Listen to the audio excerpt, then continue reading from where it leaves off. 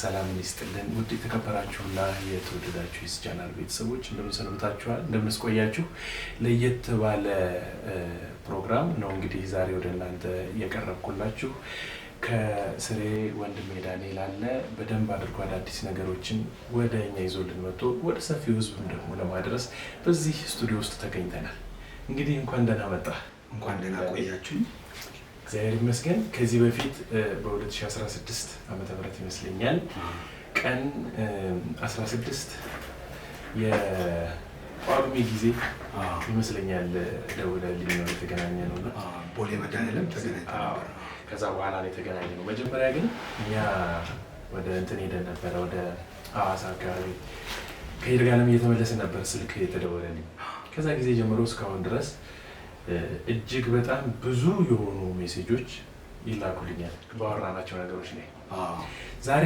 እዚህ ቦታ ላይ የተገኘነው እነዚህን ቀመሮች ወይም ደግሞ የተላኩትን ሜሴጆች በጥቂት አይተናቸው ለኢትዮጵያ ይዘውት የመጣው አዲስ ግኝት ወይም ደግሞ ኢትዮጵያ ትንሳኤን ሊያበስር ይችላል ማለት እንችላለን ሊያበስር ይችላል እንደዛ ልንል የምንችለው ልክ ድረስ አዲስ ነገር ለኢትዮጵያ ይዞልን መጥቷል ይሄንን ነገር ምንድነው ከየት ጀምሮ ነው ያለውና በምን አይነት ነገር ውስጥ ነው ያለውን የሚለውን በጥቂቱ ዛሬ የምንመለከት ይሆናል እንደው ነገር ያነሳዋልና መጀመሪያ ጊዜ ዳንኤል ቀመር 16 ብዬ ነበር ያስኩት ቀመር 16 ቀመር 16 ብዬ ነበር ያስኩት ምክንያቱም ይሄም ነገር የመጣው ካንተ ነው 16 ብለህ ያዝልኝ 2016 ነው 16 አንድ ምልክት አድርጌ በ16 ቁጥር ብዙ የሰራኋቸው ነገሮች ነበሩ ማለት ነው በዛን ሰዓት በወቅቱ ማለት ነው ከዛ ጊዜ ጀምሮ ሐሳቡን አንተ እየተከታተልን እየደወልኩልህ ቴክስት እያደረኩልህ ሁሉ ነገር አንተም ደግሞ ሐሳቡ በዛን ሰዓት በደንብ ያልጠራልህም እንዲጠራልህ ፈልገህ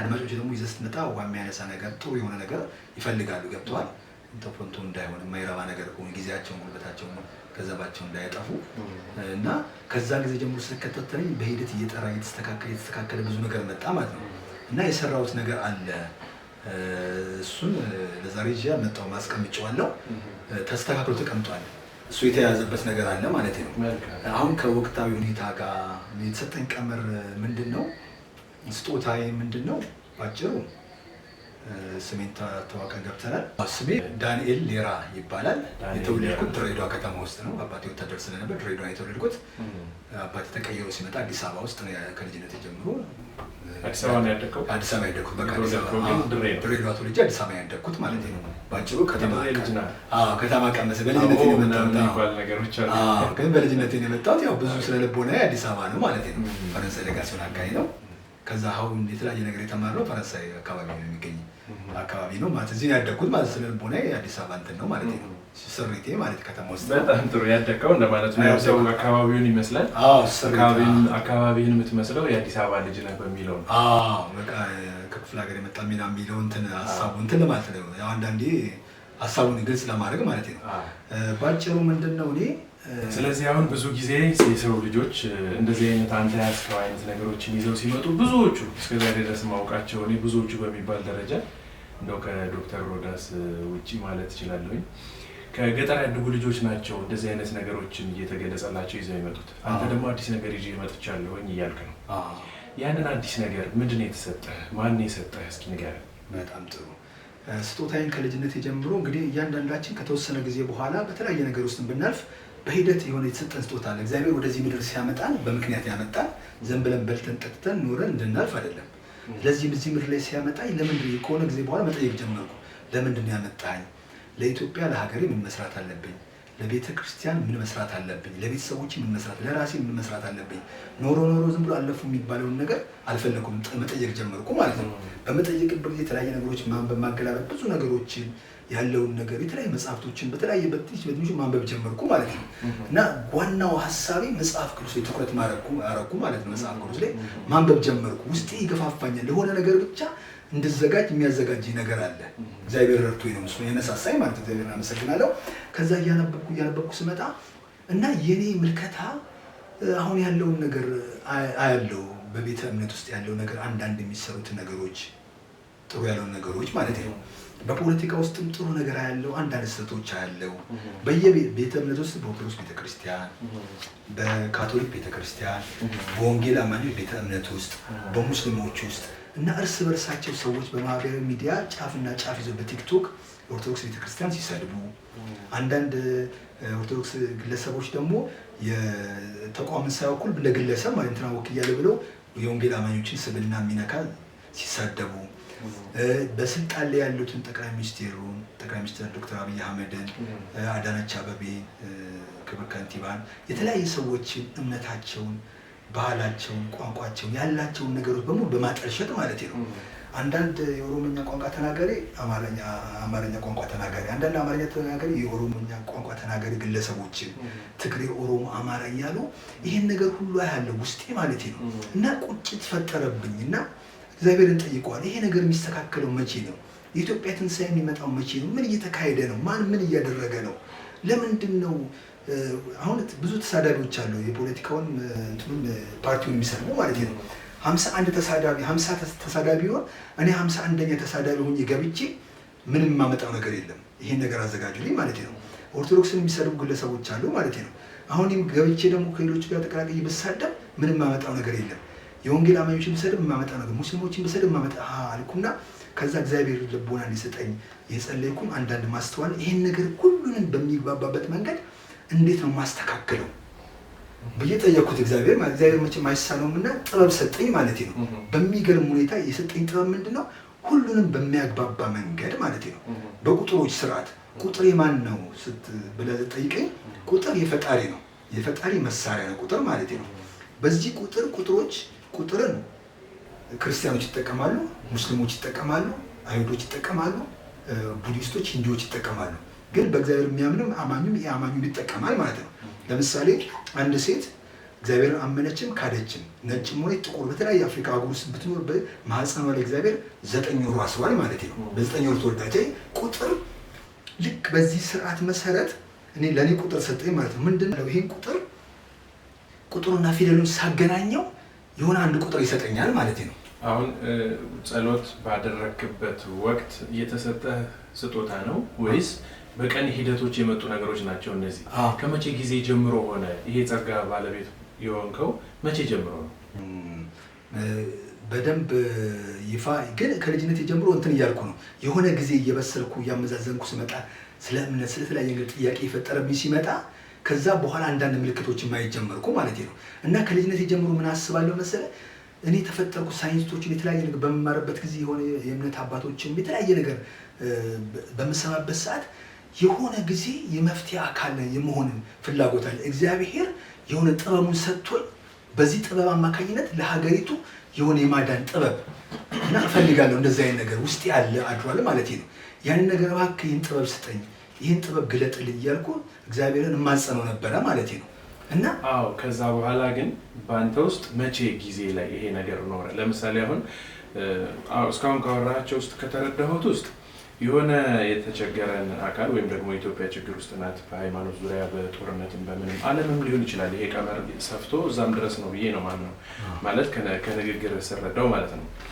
ስለዚህ ለምሳሌ ቅዱስ ያሬድ በወፍ አምሳል ተገልጸው መላእክት ከዛ የዜማን ስጦታ ተሰጠው። ልክ በእንደዚህ አይነት ሁኔታ የሚታወቅ ነገር ሆነ ማለት ነው። እነ ያዕቆብ ተኝተው እመቤታችንን በመሰላል ሲያዩ እንደዚህ በምልክት ሆነ። ይሄ ነገር በአንተ ላይ የሰራው መቼ ነው? ወይ ደግሞ በምን አይነት ምልክት ወይ ደግሞ በምን አይነት ነገር አወቅ? ከመቼ ጊዜ ጀምሮ ቀመር ውስጥ ገባ? በጣም ጥሩ። ከልጅነት ጀምሮ እንዳልኩ ኢህአዴግ ሳይገባ እንደ ህልም ነገር ያው ህልሞች በሶስት ምንጮች አላቸው። በህልምም ቢወጣስ ነው የሚያረጋግጥልኝ ነገር አለ ማለት ነው። እና እንግዲህ እዚህ ጋር ስመጣ እንደዚህ የሆነ ለብሼ ቁጭ ስል ከባንም ተሽዬ ቅዱስ ሆኜ ሳይሆን በእያንዳንዱ ኃጢአቶች በሚባሉት ድካሞች ሁሉ አልፌያለሁ። ገብቶሃል? ብዙ ነገሮች እንደማንኛውም ግለሰብ ማለት ነው። ምንም የተለየ ነገር የለኝ፣ አንድ ግለሰብ ነኝ። እና ህልም አያለሁ፣ ተደጋጋሚ ህልሞች ማለት ነው። እና ያን ህልም ተደጋጋሚ ህልሞች አይና ህልሙን የተወሰነ ጊዜ ስጠብቀው ከተወሰነ ጊዜ በኋላ ሲከሰት ሲሆን አየዋለሁ ማለት ነው። ህልም በሶስት ይከፈላል፣ እንደ እግዚአብሔር ቃል እንደተረዳሁት እንደተማርኩት ማለት ነው። አንደኛ ከፈጣሪ የሚሰጥ ህልም አለ። በመጽሐፍ ቅዱስ ላይ እግዚአብሔር ለሚሰራው ስራ አስቀድሞ በተለያየ መንገድ ሲሰጣቸው ነው። ለምሳሌ ፈርዖን ኢአማኝ ነው፣ በእግዚአብሔር አያምንም፣ በጣዖት በአጋንንት በተለያየ ነገር የሚያመልክ ነው። ህልምን እግዚአብሔር ፈቅዶ እንዲያደርጉታል። ገባ? ኢአማኝ ቢሆን ማለት ነው። ናቡከደነፆር ህልም እንዲያርጉታል። ይህ አማኝ ነው፣ አጋንንት አምላኪ፣ የሰይጣን ባዕድ ጣዖት አምላኪ ነው ማለት ነው። እግዚአብሔር ፈቅዶ የመጨረሻውን ነገር እንዲያደርገ እግዚአብሔር ሲመርጥ የሆነ ፕሮግራም ሲያደርግ ያንን ሰው ለሆነ ዓላማ መርጦታል ማለት ነው። እኔም በምንም አይነት ሁኔታ ውስጥ በድካም ውስጥ ሰው እንደሚያቀኝ ማለት ነው ሆኜ ህልም አየሁ። ልጅነቴ 1981 ዓመተ ምህረት ማለት ነው። ያየሁት ህልም ምንድን ነው?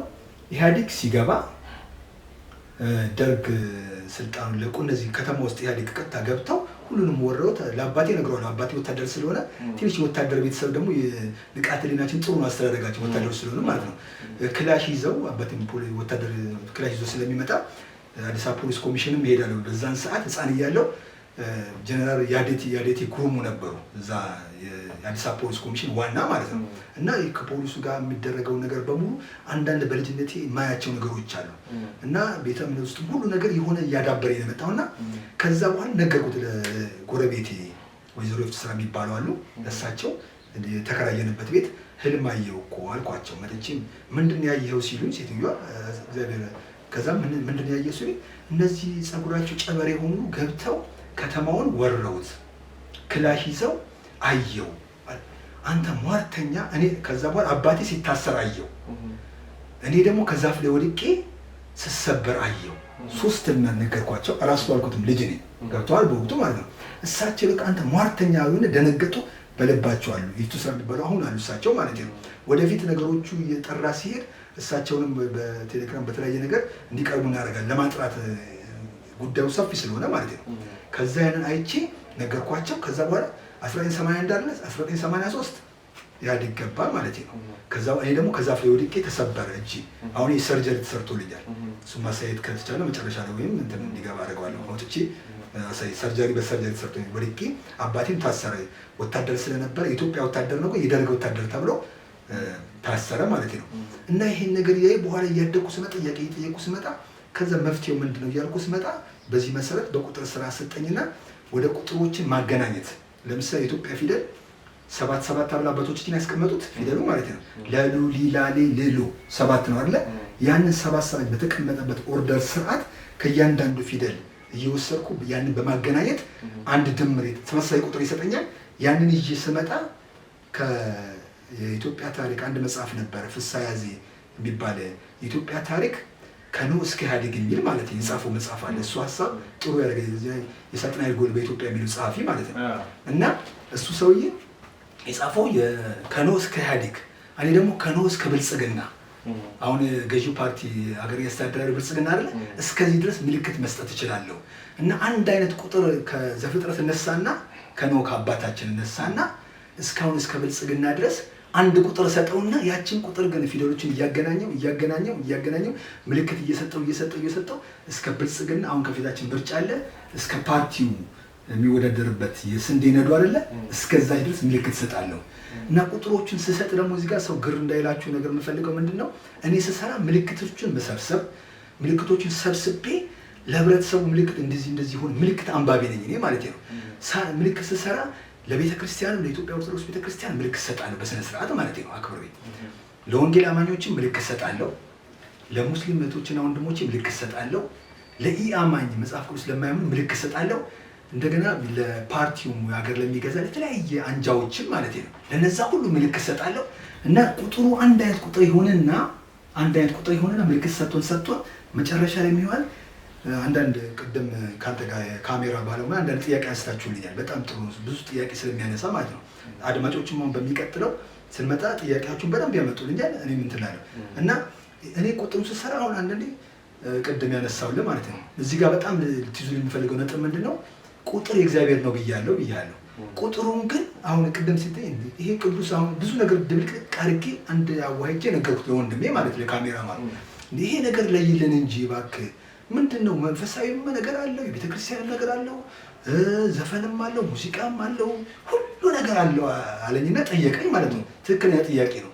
እኔ ግን ቁጥሩን ሰይጣን ቁጥር የለውም ቁጥር እግዚአብሔር ነው ብያለሁ አይደል? ለምሳሌ ቅድም የነገርኩህ ሁሉም ቁጥሮች የእግዚአብሔር ናቸው። ሁሉም ቁጥሮች የእግዚአብሔር ናቸው። ለምሳሌ ቅድም ነግሬ ነበር። ለምሳሌ ቅድም ከካሜራ በፊት 7 ቁጥር ፍጹም ቁጥር ነው። ማንም ይስማማበታል። በዚህ እንስማማ ማለት ነው። ፍጹም ቁጥር ነው። ፍጹም ቁጥር ነው። አንተም ታምናለህ? ሰባት ቁጥር ፍጹም ቁጥር ነው። አዎ ስለሰራበት ቆይ እንትን ሰባት ቁጥር ፍጹም ቁጥር ነው። እግዚአብሔር ልኩ የሚሰራበት ቁጥር ነው ሰባት ቁጥር ማለት ነው። እግዚአብሔር የሚሰራበት ቁጥር ነው ሰባት ቁጥር። ለምሳሌ እንዴት አደረገው? ራሱ ስለሰራ ማለት ነው። ስነ ፍጥረትን ፈጥሮ በሰባተኛው ቀን አረፈ። አንድ ምልክት አለፍ አለፈ። ሁለት ምልክት ኢያሪኮ እስራኤላውያን ኢያሪኮ 7 ቀን እንዲዞሩ አድርጋቸው። ከባድ መሳሪያ ቦምብ መድፍ ስላልነበረ 7 ቀን። አንደኛ ቁጥሩ ምንድነው እዚህ ጋር የሚሰራው ስራ አንደኛ ቁጥሩን ለእስራኤላውያን እግዚአብሔር ያስተላልፋል። የቁጥሩን ስርዓት ተቀብለው ያንን ድርጊቱን መፈጸማቸውን እግዚአብሔር ያያል። ድርጊቱ ልክ ሲከውኑ ልክ ቁጥሩ ሲገጥም የእግዚአብሔር መንፈስ ይመጣ። ልክ ሰባተኛው ላይ ግንቡን ደረመሰው ማለት ነው። አየህ ቁጥሩ እንደ ኮድ ወይም እንደ ቁጥር ስርዓቱን አንድ ቀን 2 ቀን 3 ቀን 4 ቀን 5 ቀን 6 ቀን 7 ቀን በትክክል በ6 ቀን ቢያቆርጥ አይሆንም።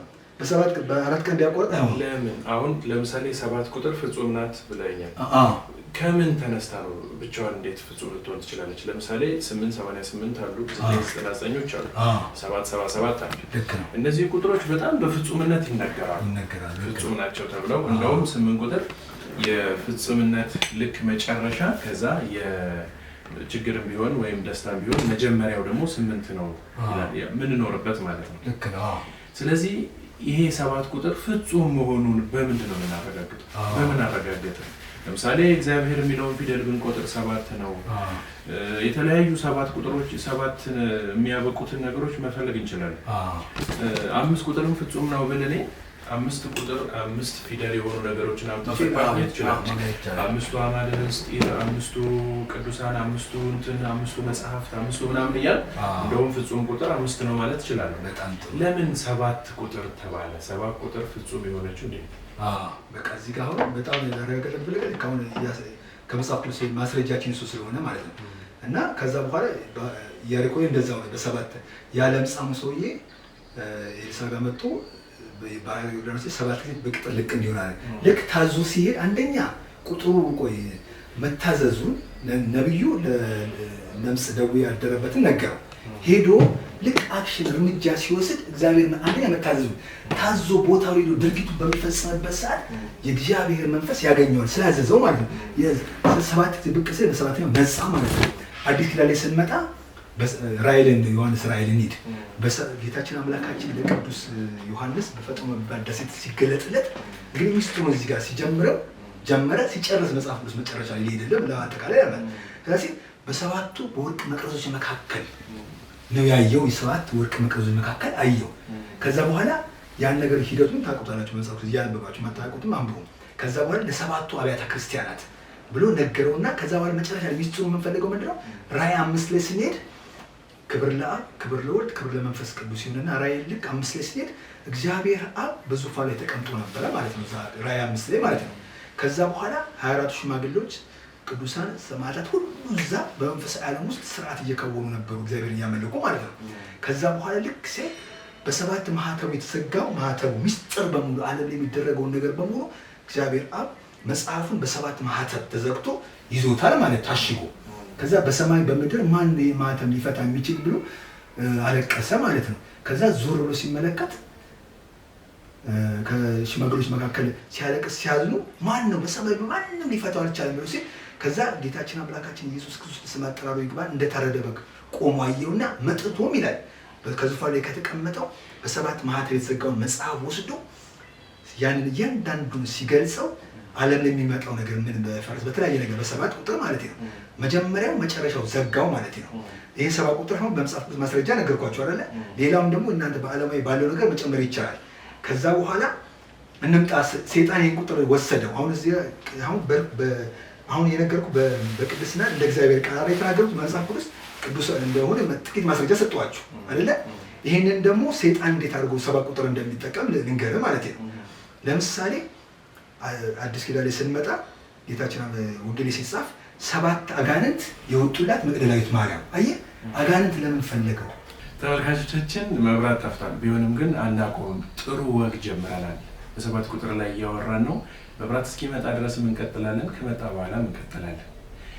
እዚህ ጋር ማንሳት የፈለኩትና በጣም በትልቁ እንትን ተይዞልኝ እንድትነግረን የፈለኩት የነበረ ስለ 7 ቁጥር ለምን 7 ሆነ የሚለውን የፍጥረት መጀመሪያና መጨረሻ ስለሆነ ወይም ደግሞ የሰው ልጅ ከ7 ነገር ስለተፈጠረ እግዚአብሔር እንደዛ ስላደረገ እነዛ 3 እና 4 ሆነው 7 ሆነን ስለተፈጠረ እነዚህ ነገሮች ተነስተው ከሆነ የሚሆነው ትክክል ነው ብዬ ስላመንኩ ነው።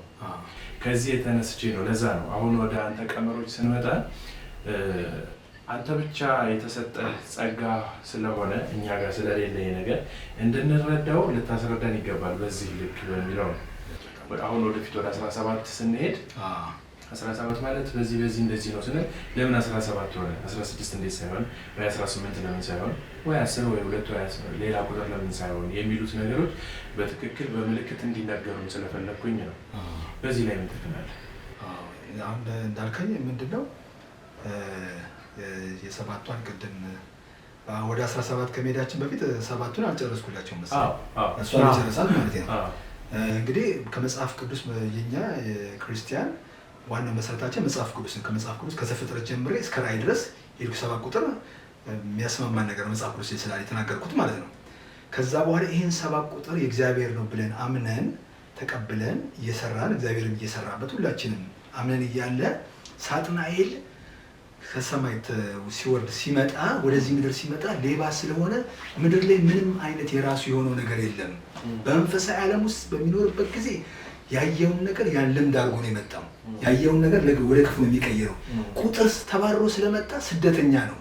ስለዚህ ምንድነው እዚህ ምድር ላይ ሲመጣ ከኛ ጋር ባለው ከሰዎች ጋር እሱን በሚያገለግሉ ሰዎች ጋር ባለው ግንኙነት የእግዚአብሔርን ነገር ጥገኛ ስለሆነ ጥገኛ ሆኖ የእግዚአብሔርን ቁጥር ወስዶ የሚጠቀሙ ለመግባባት ማለት ነው። ገብቷል? ስለዚህ ምን ያደርጋል? መጽሐፍ ቅዱስ መስረጃ ማለት 7 ቁጥር ፍጹም ቁጥር ነው ብለናል። አዎ ፍጹም ቁጥር ነው። የእግዚአብሔር ቁጥር ነው። አዎ የእግዚአብሔር ቁጥር ነው። አሁን ደግሞ የሰይጣን ላድርገው የሰይጣን እግዚአብሔር ነው ግን የሰይጣን ሰው እንዲረዳኝ ማለት ነው። የሰይጣን አይደለም የእግዚአብሔር ነው። ግን ሰዎች እንዴት ነው ሰይጣን ቁጥር የለውም የሚለውን አንድ እንድትይዙ ይፈልጋል። ቁጥር ሌባ ነው፣ አጭበርባሪ ነው፣ መጥቶ ነው እዚህ ሰርቆ ኮርጆ ነው የሚወስደው። እና እኔ ጋር በኋላ ስመጣ የምንድነው ይሄ ልጅ እዛ ውስጥ የሚገባው እንዳይሉኝ ማለት ነው። ቁጥሮች ባለቤት ከዛ ለምሳሌ ሰይጣን መቅደላዊት ማርያም መጽሐፍ ቅዱስ ላይ 7 አጋንንት የወጡላት ማን? መቅደላዊት ማርያም። ለምን መጽሐፍ ቅዱስ ያችን እንዲጻፍ በእግዚአብሔር መንፈስ ተነድተው ነው ሐዋርያቶች የጻፉልን ማለት ነው። ለምንድን ነው ያችን አስምረው 7 አጋንንት የወጡላት መቅደላዊት ማርያም? ስለዚህ አሁን እያልከኝ ያለው መቅደላዊት ማርያም ላይ 7 አጋንንቶች የገቡት ያችን የእግዚአብሔር የፍጹምነት ልክ መጨረሻዋን የምትባለዋን 7 ሊቀማው ወይም ደግሞ የራሱ ሊያደርግ ነው እየሞከረ አስመሳይ ስለሆነ ያችን ኮርጆ ሌባ አይደለ ኮርጆ እዛች 7 አጋንንት ሆኖ ተጻፈ ብለን እንዲጻፍልን የእግዚአብሔር መንፈስ ለምክንያት ነው ተነጋገርንበት አሁን ማለት ነው። 7 አጋንንት ይወጡላታል። 7 አጋንንት ያንን ኮርጆ ራሱ አጋንንቱ 7 አጋንንት ናቸው የወጡት ማለት ነው። ግን አሁን ይሄ ትርጉም በአንድምታ ትርጓሜ መጽሐፍ ቅዱስ ላይ በሊቃውንት ቤተክርስቲያንም እንደዚህ አይነት ትርጉም የለም። ይህንን ፍቺ ከየት አመጣኸው አንተ? ቀጥታ 7 ቁጥር የሚለውን አይደለም። መቅደላዊት ማርያም 7 አጋንንት ወጦላታል። 7 አጋንንቶች በውስጥ የገቡት ይህንን የእግዚአብሔርን የ7 ቁጥርን ፍጹምነት የሰው ልጅ መለኪያ ማለት ብዙ ነገር እናመጣለን 7 ያን ነገር ወደ ራሱ ገልብጦ ኢየሱስ መጠሪያ ሊያደርገው እዚህ ጋር ምሳሌ ማንሳት እችላለሁ። ለምሳሌ አሁን በምድር ስንኖር እንደ ባንዲራ ልንጠቀመው የምንችለውን የማርያም መቀነት ወይም ደግሞ ቀስተ ደመና ብለን በጣም ከልጅነታችን ጀምረን የምናየውንና የምንወደውን ነገር በዚህ ምድር ላይ ቀይረውብናል። ለምሳሌ ሬንቦ ሲል ጭንቅላቴ ውስጥ የሚመጣው እኔ የኤልጂቢቲኪው አርማ እንደሆነ ነው የሚታየው። ጀስት ልክ እንዲህ አድርጎ ለመቀየር አሁን እኛ ልቦና ውስጥ በቃ ሬንቦን ስናይ የግብረ ሰዶማውያን ሎጎ አድርገውት እንድንጠላው አድርጎናል። ልክ በዚህ ልክ የመቅደላዊት ማርያም 7 አጋንንት የገባባትን ያንን 7 ያደረገው ወይ 8 ወይ 6 ያላደረገው ያንን ልክ መውሰድ ፈልጎ ነው እያልከኝ ነው? እሱ ይሄንን ትርጉም ከየት አገኘኸው? በሊቃውንተ ቤተክርስቲያንም በመጽሐፍ ቅዱስ ትርጉምም ይሄ ነገር እንደዚህ ተብሎ እስካሁን ድረስ ተተርጉሞ አያውቅም። አንተ ከየት አገኘኸው? እኔ ቀጥታ ከመጽሐፍ ቅዱስ እንግዲህ አልባለሁ። የቤተክርስቲያን ዲቴል ትምህርት የለኝም። ምን ያህል በማንበብና የእግዚአብሔርን ቃል በመስማት በተለያየ ነገር ነውና ስጦታዬን በእግዚአብሔር በሰጠኝ ነገር እያልኩ ነው የመጣሁት ማለት ነው። ገብቶሃል? እና እኔ በእግዚአብሔር አሁን በእኔ አይምሮ እኔ አሁን የእግዚአብሔር እውቀት በጣም ሰፊ ትልቅ ነው። አሁን እዚህ ጋር ሲገልጥልኝ የኔ አይምሮ ትንሹ አይምሮ በእኔ በተረዳውበት በአንደበቴ ልክ ነው እንጂ የሚሆነው እኔ በምናገረው ነገር እግዚአብሔር ልኩ ይሄ ነው አይደለም። ገብቷል? በዚች አይምሮ እኔ በተረዳውበት ነገር ህብረተሰብ ጋር ይደርስ የፈለገው ግን በእኔ አይምሮ ልክ በመረዳቴ ማለት ነው። ስለዚህ እንደዚህ ሳነብ እንደዚህ ተረዳው። አንድ ሌላ ጥቅስ ልጨምርልህ ማለት ነው። ለምሳሌ እኛ በመንፈሳዊ ድካም ይኖራል፣ መብርታት መልካም አለ። ጌታችን አምላካችን ፍጹም ስንክደውና ወደ አጋንንት ወደ ዲያብሎስ አምልኮ ስንገባ መንፈሳዊ ነው ከነበረም ማለት ነው። ልክ ወደ ጨለማው ዓለም ስንገባ ውስጣችን መጀመሪያ ክርስቲያን እያለን ንጹህ ነበረ ማለት ነው። የእግዚአብሔር ልጆች ሲሆን ጥበቃ ይደረግልን እያጠፋንም ቢሆን ማለት ነው። ከዛ ልክ ንጹህ መሆኑን አይቶን ልክ ስንክድ አጋንንት ያያል ማለት ነው። ከዛ በኋላ ይሄ ልጅ ውስጥ እዚህ ወይ እሷ ውስጥ ወይ ይሄ ልጅ ውስጥ ምን ይሆናል? ሌላ ከሱ የከፉ 7 አጋንንትን መጽሐፍ ቅዱስ የሚለው የተጸዱ የሆነ 7 አጋንንት ሌሎች የከፉ ደብል ሆኖ ይመጣል ማለት ነው። ገብቷል? አሁን እዛ ጋር 2:7 ሲወስድ የእግዚአብሔርን ስራ ለመቃወም ለማድረግ ማለት ነው። አሁን ቅድም ባንዲራውን ሰጥተኛል፣ ባንዲራውን ነገረኛል ማለት ነው። አሁን ይህን ባንዲራውንም አረጋግጣለሁ እዚህ ጋር ስንመጣ። አሁን ቅድም ያነሳልኝ ነገር ልክ ነው። አሁን ተበላሽቷል ነገሩ ላይ ግብረ ሰዶም ልክ የሚመጣልን ይሄ ቀስተ ደመና 7 ቀለማት አይደለም። አሁን ከዛ መካከል ደግሞ ኢትዮጵያ እናትና አባቶቻችን ይኸው እዚህ ጋር የምንመለከቱትም ማለት ነው። እኔ ስለምመካበትም ስለተረዳው ማለት ነው። ይሄ ባንዲራ እግዚአብሔር ለእናትና ለአባቶቻችን የሰጠን ነው። ይሄ ባንዲራ አንዳንድ ሰዎች ያለመረዳት ነው የአማራ ይላሉ፣ የኦርቶዶክስ ይላሉ። ያልተረዱት ማለት ነው። ይህንን ለማስተማር ንቃትም ለመጨመር ነው። የሚኒሊክ ይላሉ፣ የአፄ ቴዎድሮስ፣ የአፄ ዮሐንስ የተለያየ ነገር፣ የአፄ ኃይለ ሥላሴ የተለያየ ነገር ይላሉ። አፄ ኃይለ ሥላሴ፣ አፄ ሚኒሊክ፣ አፄ ቴዎድሮስ ምናምን 200-300 ዓመት እዚች ጋር ናቸው ያሉት ማለት ነው። ከዛ በፊት ግን ጥንት አባቶቻችን ከቀስተ ደመና አይተው ዳውንሎድ አድርገው ይጠቀሙበት ነበረ ማለት ነው። እና ያ ነገር ለመሆኑ ቅድም ላነሳው ማለት ነው እዚህ ጋር እንግዲህ የመጣው በቃል ሁለተኛ እንትን ልንገርህ ብለኸኝ ስለነበረ ወደሱ እየሰማሁ ነበር። ወደ ቀስተ ደመናው ገባል፣ እንመጣበታለን። አንገት ላይ ያደረግከው ቀይ፣ ቢጫ፣ አረንጓዴ ከላይ ስለሚል ነበር። አረንጓዴ፣ ቢጫ፣ ቀይ የተወሰነ የተለያየ ጊዜ ኃይለ ሥላሴ ተቀያይሯል። ታስረዳናለህ ለምን አደረገው? እንደ ሎጎ አድርገህ ከተጠቀምከው ታስረዳኛለህ ብዬ አስባለሁ። ግን ስለ 7 ቁጥር እያወራን ሁለተኛው እንትን ላስረዳህ ብለህ የጀመርከው ነገር ነበረ። ሰው አንድ ጻድቅ የነበረ ሰው ኃጢአት ሲሰራ ሰይጣን ያይና 7 አጋንንት ሆኖ ይገባበታል። አንደኛው ሰይጣን ኃይለኛ ከሆነ ሌላ እንደሱ ጥፍ ሆኖ ሲመጣ ክህደቱ፣ ክፋቱ እነዚህ ሚስጥረኛ ማህበር ልክ እንደዛ በቃ ክህደት አሁን እነዚህ ነገሮች ከአንተ ጋር እንዴት ሊመጡ ቻሉ? ወይ ደግሞ እንዴት አወቃቸው? አሁንም ጥያቄ ያስነሳኝ ይሄንን ነገር ምንድነው መጽሐፍ ላይ እንደዚህ የሚል ቦታ እኔ አላገኘሁም እስካሁን በእኔ እድሜ ወይም ደግሞ ሌሎች ሰዎች ጋር አልሰማሁትም። እንዴት ነው ነገሮችን አጠርተን ስናልፍ አንተ የምትነግረን ነገር ከመቀበል ወደኋላ አንልም። ግን ማንም ሰው አንድ አዲስ ነገር ሲነገረው ጥያቄ ያነሳል። ለምን እንደዚህ ሆነ የሚል ማለት አዲስ ነገር ስለሌለ ተሰውሮ ነው ሊኖር የሚችለው እንጂ አዲስ ነገር የለም ማለት። ስለዚህ ያን አዲስ ነገር ለመቀበል እኛ ዝም ብለን ከምንቀበል ጥያቄ ማንሳት ይኖርብናል። ስለዚህ ሰዎች አሁን አጋንንት በሰውነታቸው ውስጥ ሲገባ ከጽድቅ ወደ ኃጥእ ሲሄዱ 7 አጋንንት ሆኖ ይገቡባቸዋል እያልከኝ ነው? 7 መጽሐፍ ቅዱስ ላይ አለ። እሱን አንብቤያለሁ። እዛ ብሎ ይላል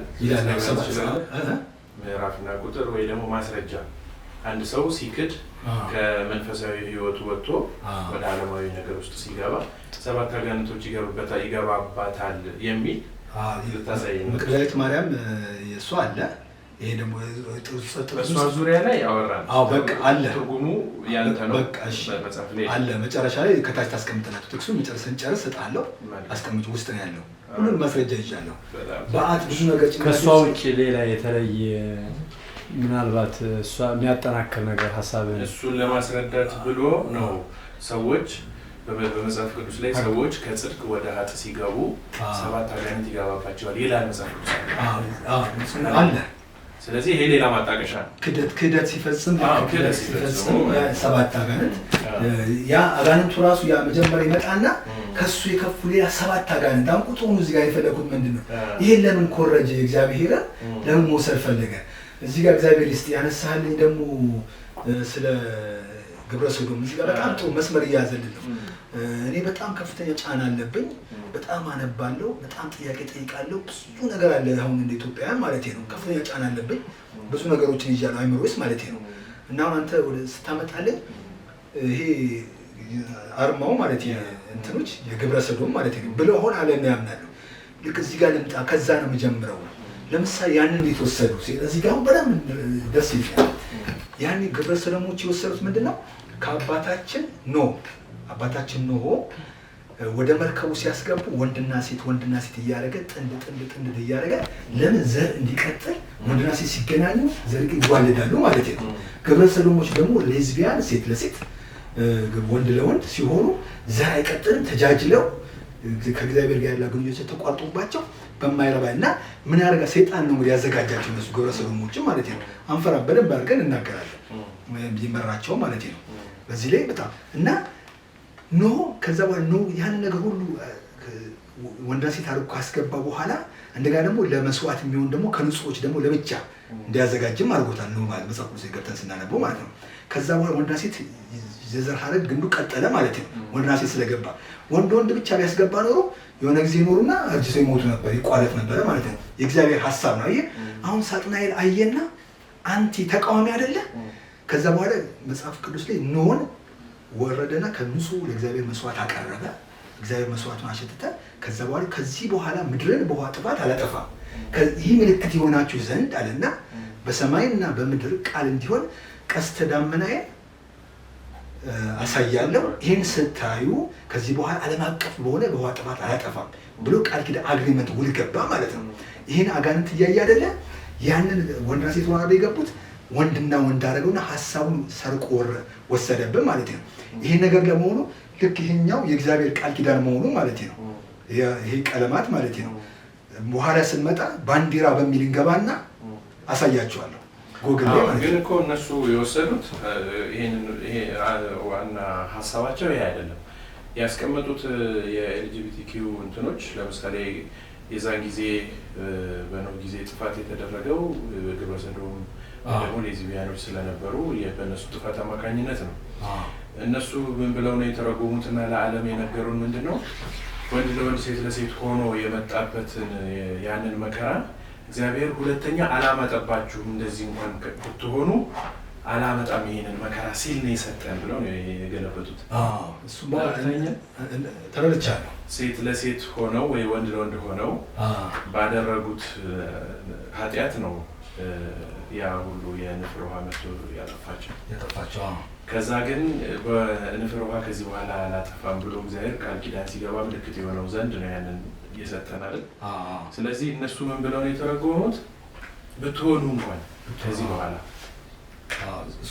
በኋላ ሌዝቢያን እና ጌይ እንኳን ብትሆኑ በንፍር ውሃ አላጠፋችሁም ብሎ ቃል ኪዳን የሰጠን እሱ ነው፣ ፈቅዶልናል ብለው ነው ማለት ነው። ይሄ ነው ትክክለኛ እንትናቸው። አሁን አንተ አረንጓዴ ቢጫ ቀይ ነው እኛ ኢትዮጵያውያን እንግዲህ እስካሁን ድረስ የምንከተለውና ቀይ ቢጫ አረንጓዴ ነው ያደረገው። ልክ ነው፣ ሳያይዘው ልክ ነው። አንዳንዶች ቅድም እንዳልኩ ከሚሊክም ከተለያየ ሰዎች ግለሰብ 300 ዓመት የማይሞላቸው ግለሰቦች ስለሆኑ አገርን ያሰሩበት ላይ የኃላፊነት ቦታ የነበሩ ጥሩ መልካም ገድል ተጋድሎ ያለፉ ግለሰቦች አመጣበታለሁ እሱ ጋር ማለት ነው። እና ከዛ አልፈን ወደፊት እንሂድና ከዛው ማስረጃ ላምጣ። አሁን እንደረሳው ጥያቄ አያይዤ ለመልሰው ሁሉ ነገር ስላለ ማለት ነው። ለምሳሌ ይሄ ይታያል ማለት ነው። አሁን ወደ ቁጥር ልመጣ ነው። አሁን የምሰራውን ነገር በሙሉ በማስረጃ ላይ የሚለው ምንድነው? ኔፍሌሞች ማለት እነዚህ የወደቁ መላእክቶች ተዳቅለው የተገኙት ልጁ ውጤቱ ማለት ነው። የተዳቀለው ዘር ነው ይሄ ማለት ነው። እዚህ ጋር ምንድነው? እስቲ ተመልከቱት። አሁን ቁጥር እኔ የምሰራው እንዴት እንደሆነ በዚህ ማዕት ቁጥር አለ፣ ብዙ ቁጥሮች አሉ ማለት ነው። ቁጥሮች በጠቅላላ የእግዚአብሔር ቁጥሮች። እኔ ግን የተሰጠኝ ቁጥር ለዛሬ ብዙ ስለሆነ ጊዜ እንዳንገድል እስካወራን ጊዜ ወደፊትም ስለምጠየቅ ጊዜ ለማሳጠርና ሀሳቡን ጠቅልዬ የመጣሁበትን ጭብጥ አንዳንድ ለማስረዳት ለዛሬ የመጣሁበት ቁጥር በዚህ ቁጥር ነው።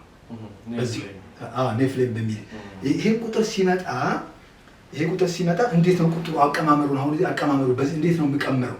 ልክ እንደ ኔፍሌም የሚለውን ከዛ ለምሳሌ 5 ቁጥር አለ። ኔፊሊም ነው። እያነበብክ ቁጥሩ ነገራቸው ኔፊሊም የደመራቸው ኔ 8 ከዛ በኋላ የደመራችሁ 5 እና 3 13 ከዛ ሊ 3 ከዛ ም 6 አሁን ይሄ ለማስረዳት ያህል የኢትዮጵያ ፊደል 7 ፊደሎች ናቸው። አዎ እዚህ ጋር ተመልከቱ። እንግዲህ አሁን በዚህ መሰራው ቅድም 7 ቁጥር የእግዚአብሔር ነው ብያቸዋለሁ። ሰይጣን የት እንደወሰደው አይታችኋል። ኢትዮጵያኖች ላይ ሌላ ምልክቱ አስደናቂ ነገሩ በዚህ ሁሉ ነገር ከጀርባው ተያይዟል። ይሄው ኢትዮጵያ ፊደል የአባቶቻችን የእናቶቻችን ማለት ነው። ተመልከቱ ስንት ነው ፊደሉ? ቁጥር ብዛቱ ለሉ ሊላሌ ልሎ ስንት ነው? 7 ነው። አየህ እነዚህ 7 ቁጥሮች ኦርደራቸው ተቀምጠዋል ማለት ነው። ልክ አቀማመጣቸው ኔ ስንተኛ ላይ ነው ያለው? ለምሳሌ ሰዎች አሁን እንዲረዱኝ ማለት ነው። ኔ ስንተኛ ላይ ነው ያለው? 5ኛ ላይ ነው። 5ኛ ከዛ ፊ ስንት ላይ ነው ያለው? ፊ ፈ ፉ ፊ 3 ላይ ቀጥሎ ደግሞ ሊ ስንተኛ ላይ ነው ያለው? ሊ ለ ሉ ሊ 3 ላይ ከዛ የመጨረሻው ስንት ድረስ ም ስንት ነው? መ ሙ ሚ ማ ሜ ም ጠቅላላ ስንደምረው 17 ሆነ ማለት ነው። ልክ እኔ የምሰራው እኔ የተሰጠኝ ቀመር ለግል የተሰጠኝና ለሀገር እንዳደርስ እግዚአብሔር የሰጠኝ ጸጋ በዚህ ቁጥር ስሰራ ከኖ ነው የምጀምረው። ቅድም ከኖ እስከ ኢህአዴግ ከኖ እስከ ብልጽግና ብያቸዋለሁ። ይሄን ቁጥር በዚህ ቁጥር ዓለም የሚደረገውን ነገር በሙሉ ለምሳሌ መንፈሳዊ ነገር ወክዬ መናገር እችላለሁ።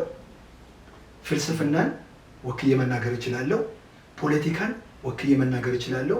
ሃይማኖትን፣ ማንኛውም ኳስን፣ ሙዚቃን፣ ሁሉ ነገር ድብልቅልቅ ዓለም ላይ ያለውን ነገር በሙሉ ማለት ነው። እና አንዳንድ ሰዎች ምንድነው መንፈሳዊ ነገር ከተናገር መንፈሳዊ ነገር ብቻ ብለው ይላሉ ማለት ነው። አንዳንድ ነገር አይሰሩም። ለምሳሌ የኢትዮጵያ ፖለቲካ ተረጋግቶ በአግባቡ ማሄድ ከሆነ ገዳም ለመሄድ መንፈሳዊ ሃይማኖት ስርዓት ለመከወን ሃይማኖታዊ ማንኛውም ነገር በሰላም ልጅ ወልዶ ለመሳም ለማስተማር ማንኛውም ነገር ለመከወን ፖለቲካው በትክክል መስራት አለበት። ፖለቲካው ከተበላሸ ችግር ከተፈጠረ እኛ ቁጭ ብለን አሁን ስቱዲዮ ውስጥ እንደምናወራው ይሄ ነገር አይፈጠርም። ስለዚህ ፖለቲካውን በምን መንገድ እናስተካክለዋለን? እየሰሩ ያሉትን ይስሩ፣ እኛ ደግሞ በምን በኩል እናገዘዋለን? ቅድም እንደነገረው 50 ተሳዳቢ ቢሆን 51ኛ ተሳዳቢ ሆኜ መሆን መግባት አልፈልግም። ግን በተሰጠኝ ጥበብ መንግስት ያለውን ገዢው ፓርቲ ብልጽግና ማለት ነው ይሄ ነገር ሰርተሃል፣ ይሄ ነገር ይጎልሃል፣ የሚጎል ነገር ምንድን ነው ብዬ አሁን ለምሳሌ አንዳንድ ምግብ ቤት ገብተን ስንበላ ምግብ ምን ይላሉ? ምግቡ ጥሩ ከሆነ ምግቡን ተመገበ ለወዳጅ ነገረው መልካምነቱን የምግቡን ወይ መስተንግዶውን ማለት ነው። መጥፎ ነገር ደግሞ ሲሆን ለእኛ ነገር እንድናስተካክል ይላሉ። አሁን ምንድን የመጣሁበት ነገር ጥሩ የሰራውን ነገር ጥሩ ነው እላለሁ ማለት ነው። ብልጽግና የሰራውን ፓርቲ ማለት ነው አሁን ገዢ ስለሆነ አገሩ እያስተዳደረ ስለሆነ ወደድንም ጠላንም ተቀበልንም አልተቀበልንም እያስተዳደረ ነው። ጥሩ ነው እላለሁ። ስህተት የሚሰራቸው ነገሮች አሉ። ሲሰራ ይሳሳታል። ምን ተሳሳተ እንዲህ መሳደብ ሳይሆን ስህተቶችን ቤት ጽፌ አስቀምጫለሁ፣ ዶክሜንት አድርጌያለሁ ማለት ነው። ከዛ በኋላ ምን አደርጋለሁ? የኔ የተሰጠኝ ስጦታ ማለት ነው ሽማግሌዎችን ሰበስባለሁ። ስም ዝርዝራቸውን አምጥቻለሁ። ከኢትዮጵያ ኦርቶዶክስ ቤተክርስቲያን የተመረጡ አባቶች አሉ። ስማቸውን ተጽፏል፣ ሰጣለሁ መጨረሻ ላይ እነዛን ጥሩልኝ ይላለሁ። ከወንጌል አማኞች ሰዎች ተጽዕኖ ፈጣሪዎች ጽፌያለሁ፣ እነዛን አምጡ።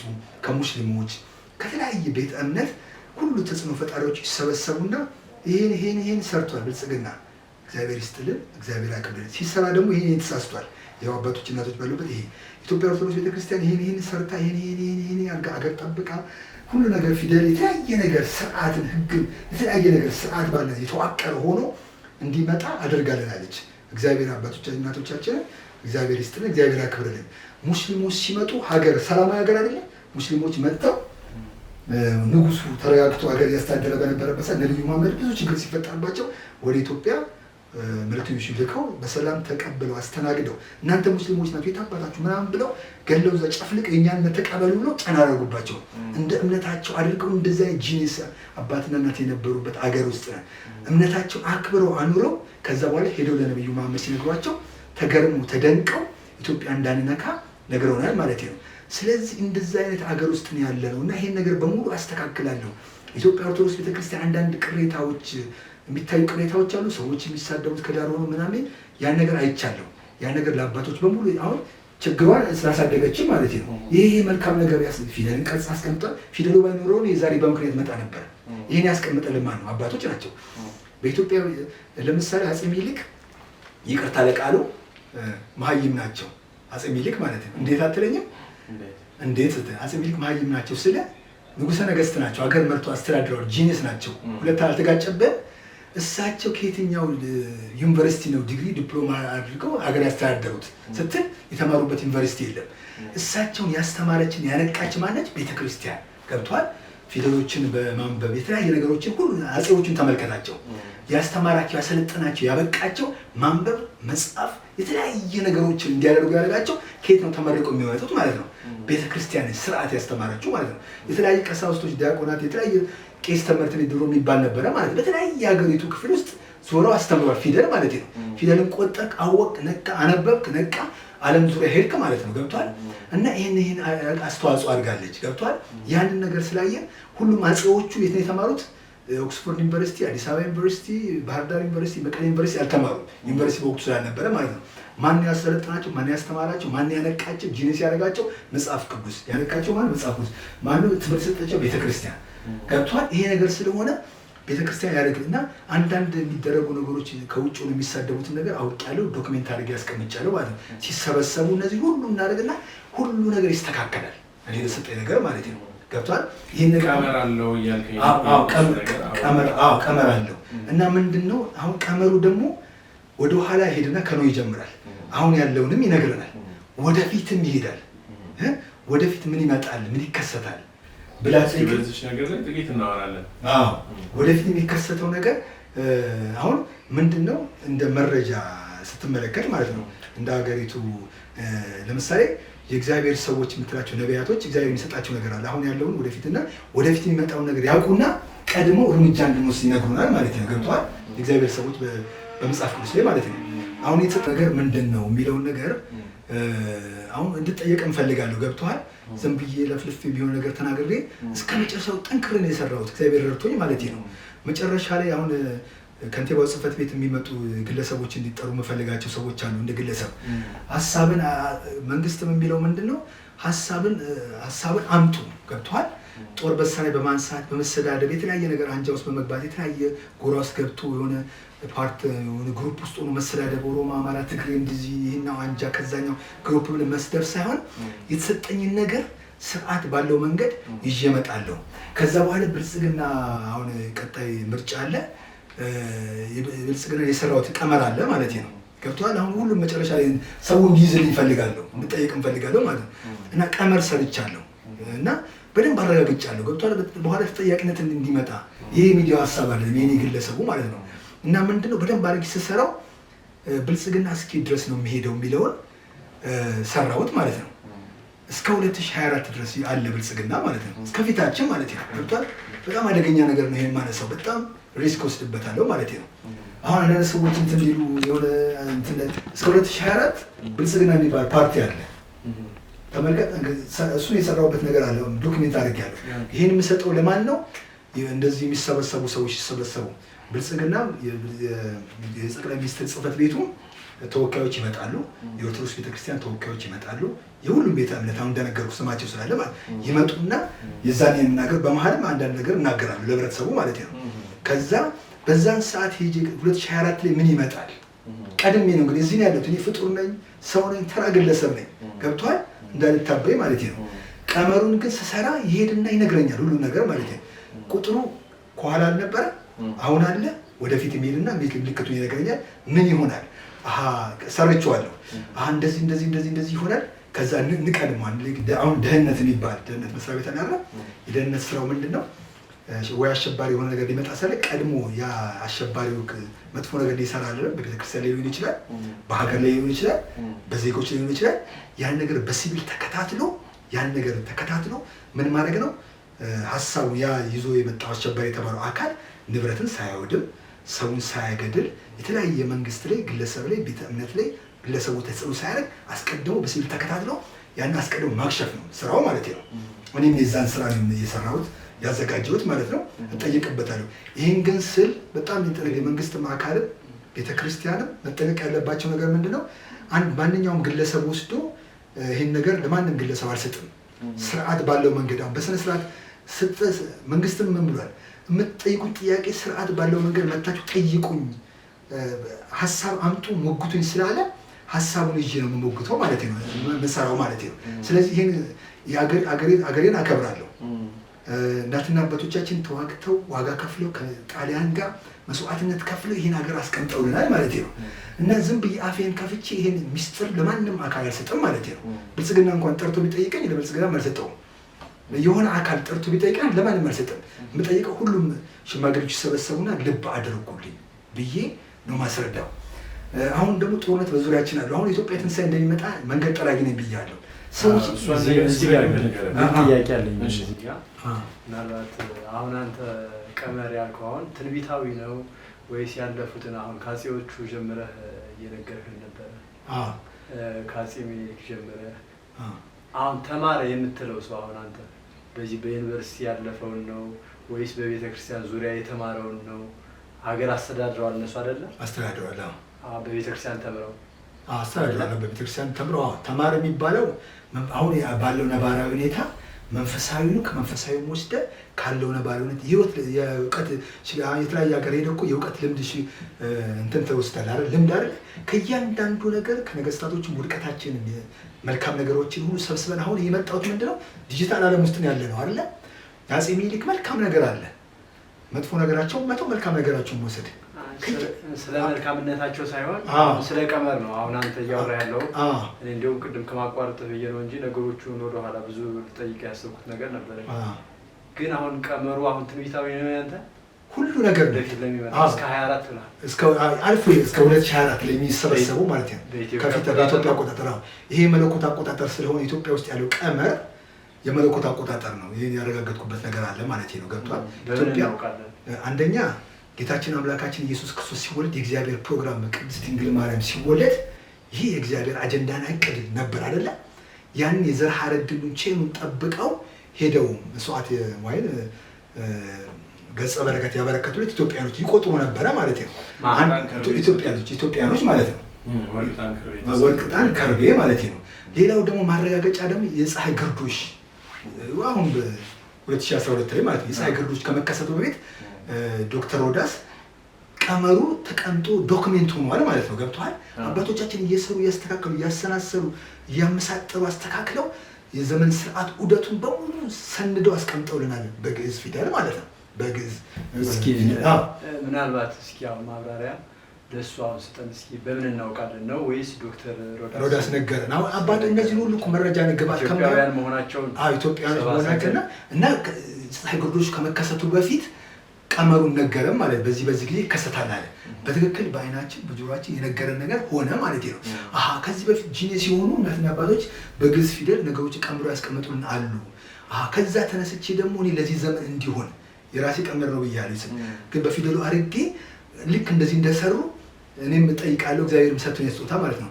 የኋላውን በአንድ ቁጥር እዚህ ሰበስበዋለሁ በነገርኳችሁ ማለት ነው። እየሰበሰብኩ ስመጣ ከኖህ ጀመርኩ አይደለ?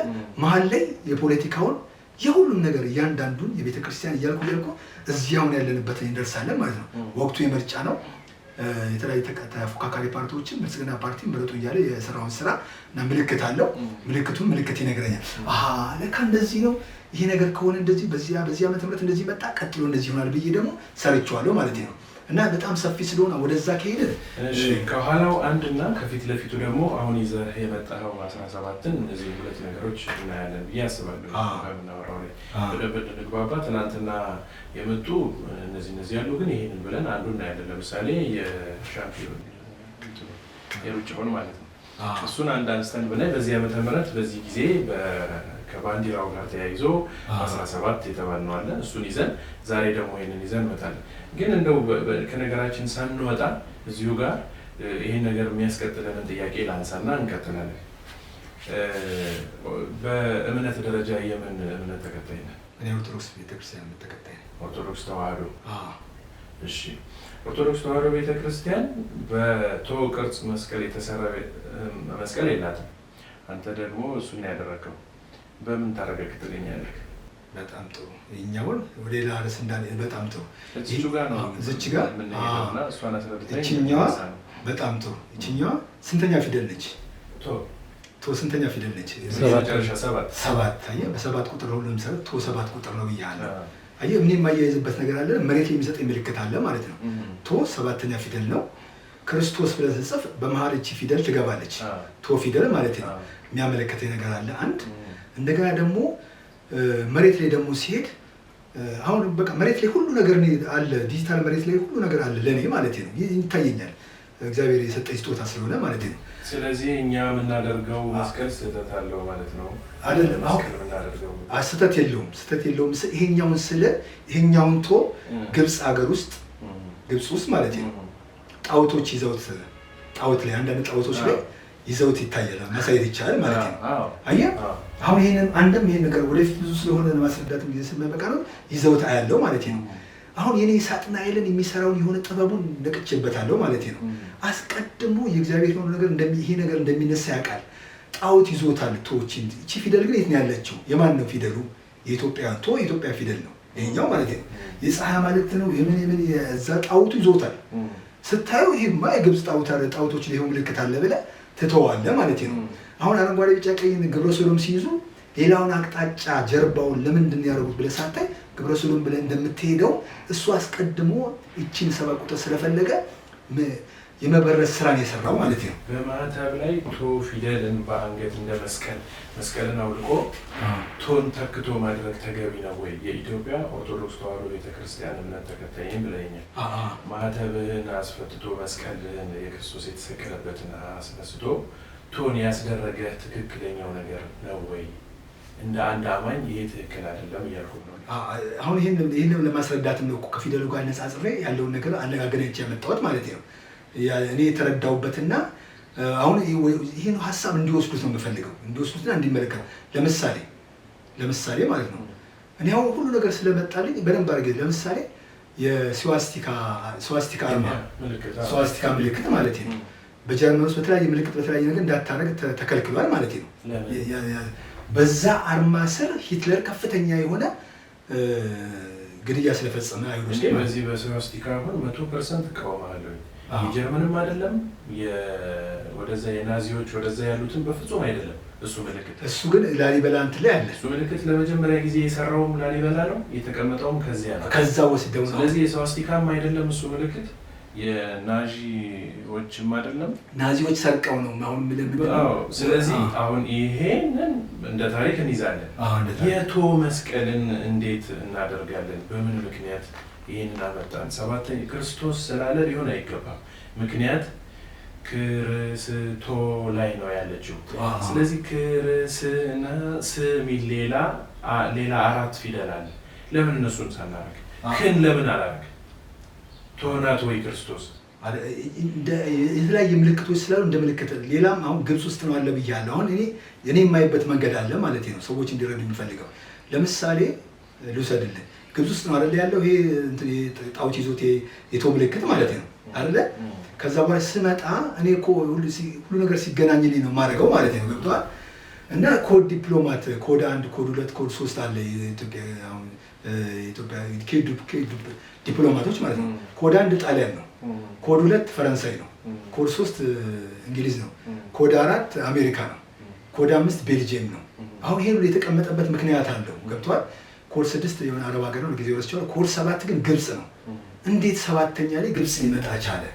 አይ ታርጋ ሲሰጡ ራሱ ኮድ 7 መጣ። አይ እንዴት ሊመጣ ቻለ?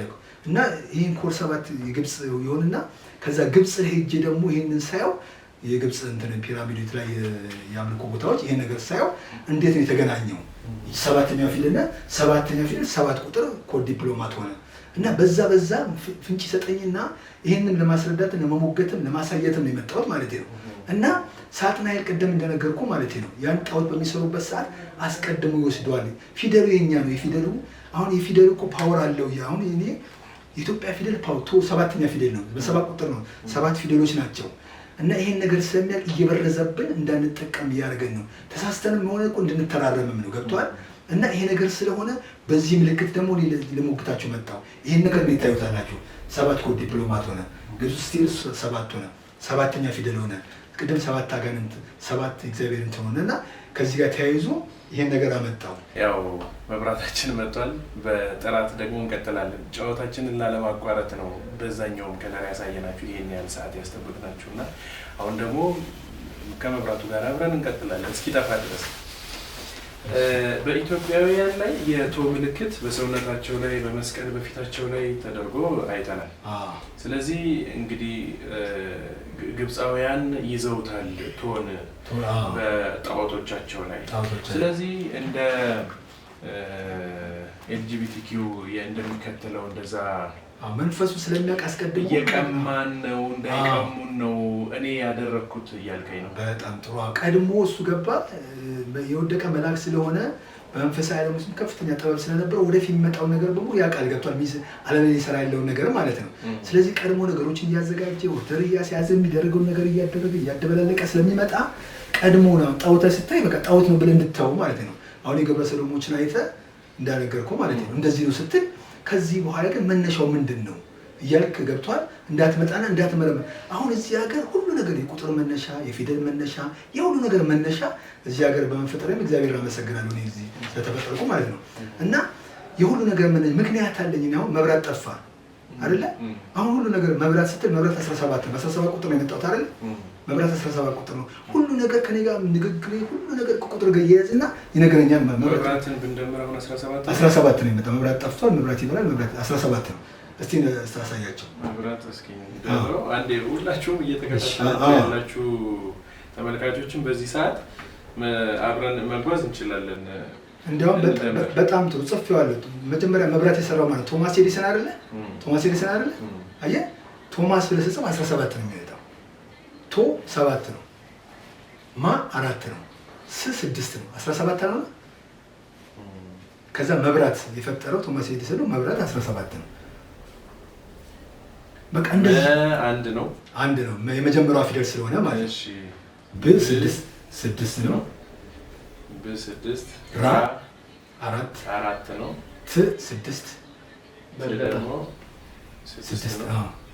አልበለጠ 1 እና 6 7 እና 4 11 እና 6 17 አሁን ይሄ የማየው እኔ ነኝ። አሁን ሁሉ ነገር የሚፈጠረው ነገር በጣም ቆንጆ እኮ ነው። አሁን እኛ እንዴት ነው አንድ ማናውቀው ሰው ተነስቶ ከተቀለለው ጉርሻ ላይ እስከነሳኑ ብድግ ብሎ እንኳን ቆሞ ሊያጎርሰን ቢሞክር አስቸጋሪ ነው የሚሆነው አይደል?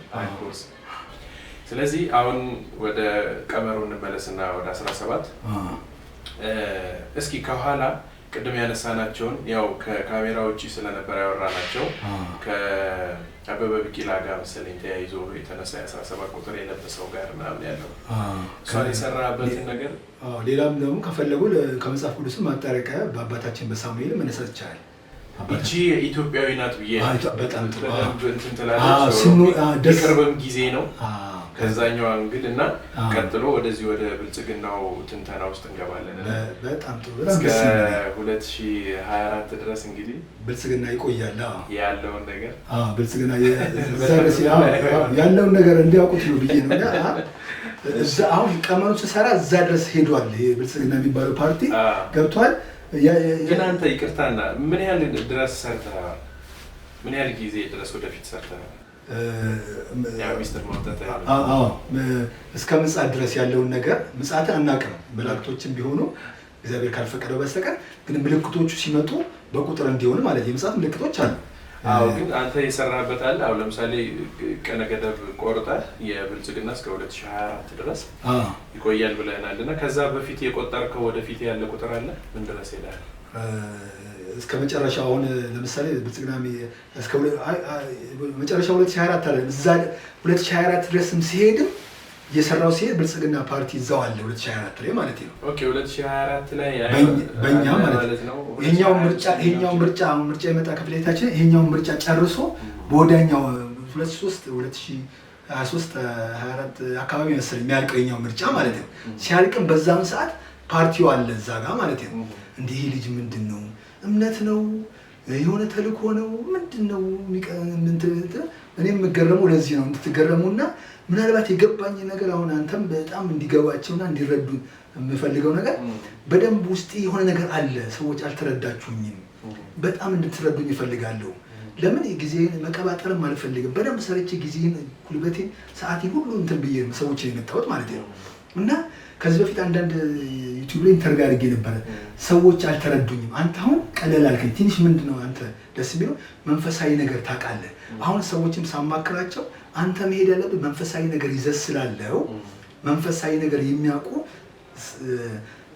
ሚዲያዎች ነው መቅረብ ያለብህ። ትንሽ ስለመንፈስ እነዛ ብዙ መንፈሳዊ እውቀትም ስለማይኖረ ትንሽ ስለሆነ አንተን አይረዱም።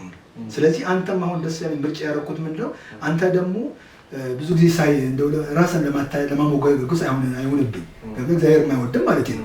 እና 2016 ላይ እንዲቀርብ ፈልጌ ነበረ። እንዲጠራ ፈልግሃል ገብቷል። ብዙም ይሄን ነገር የህብረተሰቡ ፊት እንድወቀስም አልፈልግም የሚል እንትን አለ ገብቷል። እንዲጠራና እንዲያዝኑብም አልፈልግም። ህብረተሰቡ ይሄን ማተላለልም በጣም ጠንቅቋል ማለት ነው። እስከሚጠራ ድረስ ጠብቋል። 3 ዓመት ቀላል አይደለም ገብቷል። የተደዋወልን ማለት ነው። እና የሆነ የተረዳኸኝ ነገር አለ፣ እንድታስረዳው ነገር የምፈልገው ነገር አለ። አሁን እዚህ ጋር እኔ በጣም ጫና አለብኝ ብያለሁ ገብቷል። አሁን እኔ ውስጥ ያለውን ሀሳብ አንተ በተረዳኸውና ሀሳቡን ጠቅለን ለህብረተሰቡ እንስጠው ገብቷል። ቀጣይም ጠይቃለሁ ማለት ነው። እንስጠውና ያለውን ነገር በደንብ ቴስት ያድርግ። ይህና ጥያቄ ጠይቅ። ኮሜንት ላይ ያለውን ነገር ሁሉ ግብአት ይሁን። ከመሰዳደብ ይሄ ልጅ ምንድን ነው ምን እያደረገ ነው ብሎ ያይና ከዛ በኋላ እየሰራን እያደማው ጥያቄዎችን እየተመለስኩት እያንዳንዱ ዝም ብዬ ማለፍ አልፈልግም። ተቀበልኝም አይደለም መሆንም የለበትም ገብቷል። አንተም ዝም ብለህ መጋተር አንገታቸው በትክክል መውሰድ አለባቸው እና እጠየቃለሁ እና የምለው ይሄን ነው። በጣም ቆንጆ። እሺ ጥሩ ነው። አሁን እኔ ከኋላ ያነሳኋቸውን ጥያቄዎች ያነሳኋቸው ከምን አንግል ነው ወደፊት ጥሩ አድርገን እንድንሄድ ነው።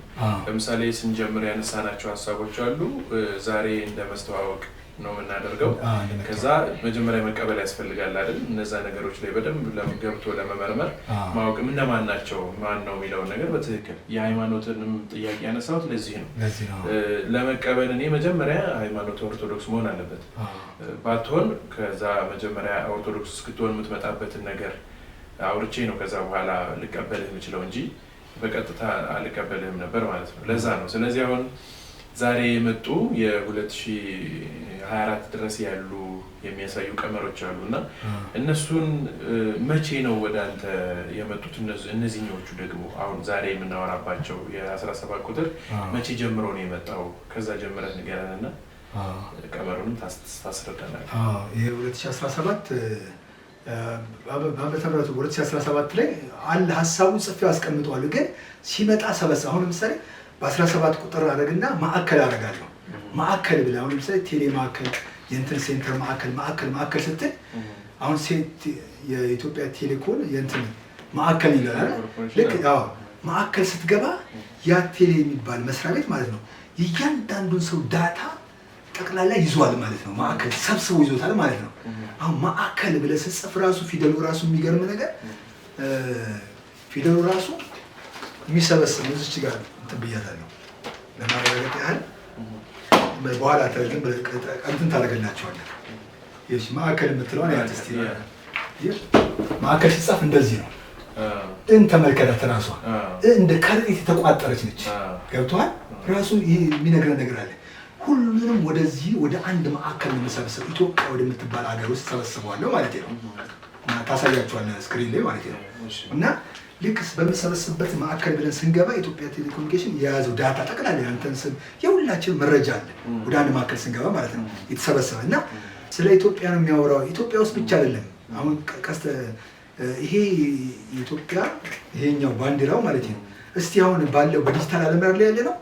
እስቲ እግዚአብሔር ቃል ኪዳን እንደገባ የማያምን ሰው አለ። መጽሐፍ ቅዱስ የማያምን ሰው ስላለ ለዛም ሰው ላስረዳው። አሁን አንተ አማኝ ስለሆንክ ክርስቲያን ስለሆንክ መጽሐፍ ቅዱስ ትቀበላለህ። እኔም አማኝ ስለሆንክ መጽሐፍ ቅዱስ አምናለሁ። አየህ፣ ግን መጽሐፍ ቅዱስ የማያምን ሰው እንዴት ይሄ ኖህ ያለው የተናገረው ቃል ኪዳን የምትለው ምግብ ወስዶ ምናምን የምትለው እኔ አላምነውም ሰዎች የጻፈው ይላል። መብቱ ነው።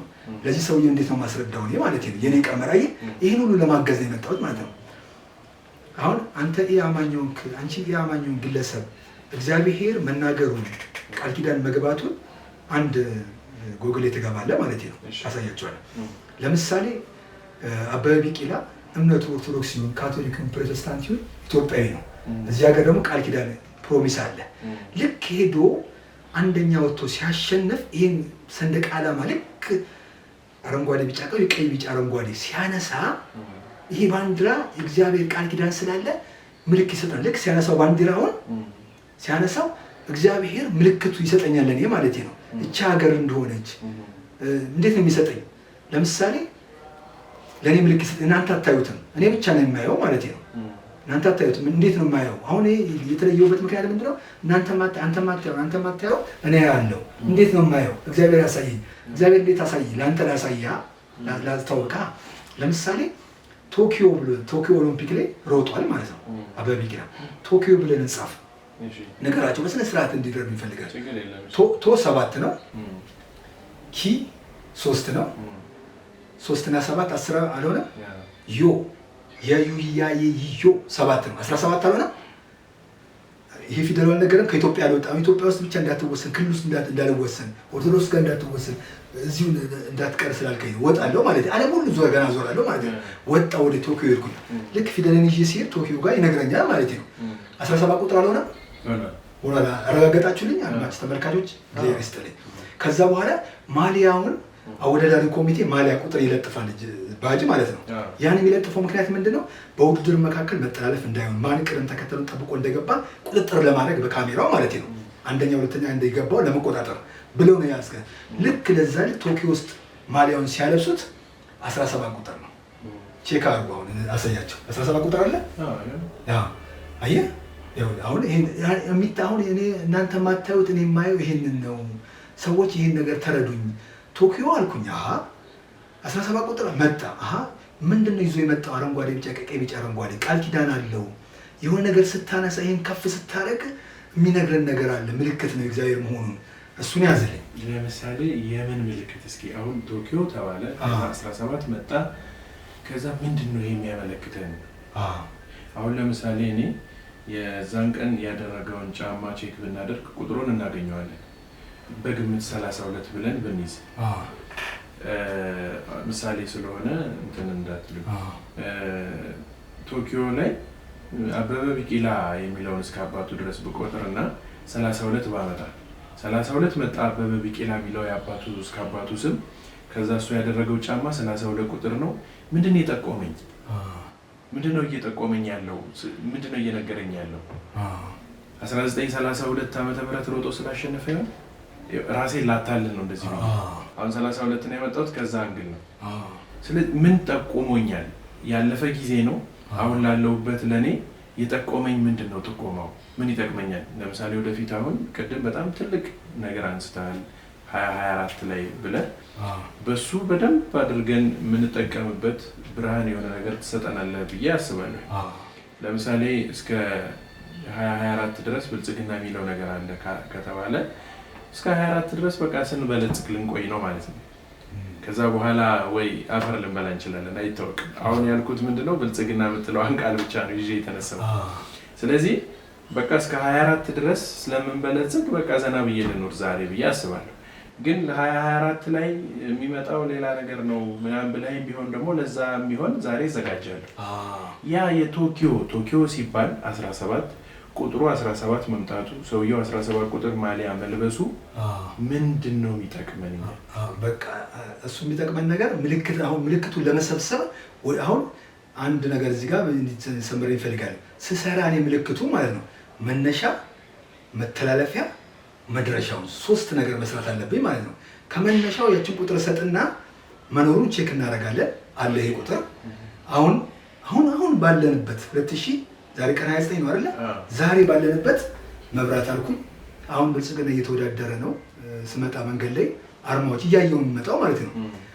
አርማው እንደዚህ የስንዴ ነዶ ነው። የስንዴ ነዶ ነው። ስንዴ ብሎ ሲጽፍ ቼክ አድርገን በደንብ እንዲያው ሰዎች ስ 6 ን 6 ዴ 5 ስንዴ 17 ሆነ ማለት ነው።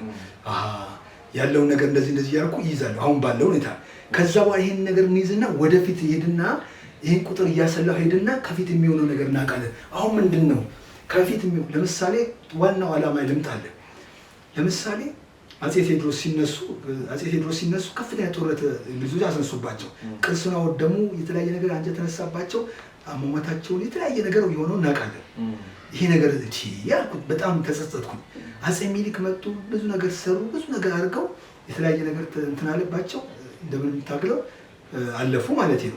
ከዛ በኋላ አጼ ኃይለ ሥላሴ ልክ ስልጣን ሲይዙ 40 ዓመት ጣሊያን ቆይቶ መጣና እንደገና ያው በጀግኖች አባቶቻችን እግዚአብሔር ረድቷቸው አሸነፉ ማለት ነው። ከእንት ይሄ ነገር ይሆናል ለካ አጼ ሚኒሊክ ከዛ እንትን አጼ ሚኒሊክ አጼ ኃይለ ሥላሴ ስልጣን ሲወርዱ አሁን ነገስታቶች ሲመጡና ሲወርዱ በመካከል ሰዎች ይታሰራሉ፣ ሰዎች ይገደላሉ፣ ሰዎች ከሀገር ይወጣሉ። ይሄ ነገር እስከመቼ ነው? አጼ ኃይለ ሥላሴ ስልጣን ሲለቁ የታሰሩ ሰዎች አሉ፣ የተገደሉ ሰዎች አሉ፣ ብዙ ሰዎች ተገደሉ። ደርግ መጥቶ ገደላቸው። ጀነራሎች ወታደራዊ ሳይንስ ብዙ እውቀት ያላቸው በመንፈሳዊም በዓለማዊም ማለት ነው። ቁጭ ታደረብን። ከዛ በኋላ ደርግ ስልጣን ያዘ 17 ዓመት አይደለ ስልጣን ያዘ ማለት ነው። ቁጥሩ እየነገርኩ ነው፣ በፖለቲካው አቅጣጫ ማለት ነው። ከዛ በኋላ ደርግ ደግሞ ይሄው በቃ የፊውዳል ስርዓት እንደዚህ አጼው ምናምን አለና እሳቸውን ኮነነና እኔ የተሻለ ነገር አምጥቼላችኋለሁ አለ። ከዛ በኋላ ማለት ባለስልጣኖችን ምሁራኖችን ገደለ ማለት ነው። ከዛ ኢህአዴግ ደግሞ ገባ ማለት ነው። እና ሲታሰሩ ሲፈታ አሁን ይሄ ነገር እየመጣ እግዚአብሔር የኛ አምላክ ማለት ነው ይሄ ነገር በብልጽግና ላይ እንዲቆም ይፈልጋል። ገብቷል? አሁን ዋናው እዚህ ጋር ነው። ገብቷል? አሁን መንግስት በሚቀያየርበት ሰዓት በረብሻ በተለያየ ነገር ይሄ ነገር መንግስት አሁን ብልጽግና የሆነ ጊዜ ይጨርሳል እንትኑ ሳይክሉ ማለት ነው አይደል? ልክ ሲጨርስ በቃ እንደማንኛውም ሰው ሰላም ተባብረው ወደ የፈለገ ውጭ ሀገር መኖር የሚፈልግ ሀገር ውስጥ መኖር የሚፈልግ የተለያየ ነገር በቃ ያረጀው በህመም ሆነ በተለያየ ነገር በቃ የሚዘረረው ፓርቲ ይመጣና ተዘርሮ ወይም ተሸንፎ ይወጣል ማለት ነው። በቃ በሰላም ተለያይተን የሚቀጥለው ደግሞ አዲስ አይዲያ ያለው ይመጣና ይቀጥላል። ይሄኛው መታሰር፣ መገዳደል፣ መሞነጃጀሉ እዚህ ጋር በብልጽግና ላይ ማቆም አለብን ብሎ እግዚአብሔር ጥበብ ሰጠኝ። ስለዚህ አሁን የብልጽግና ፓርቲ ሲያበቃ መገዳደል ይቆማል። ይቆማል።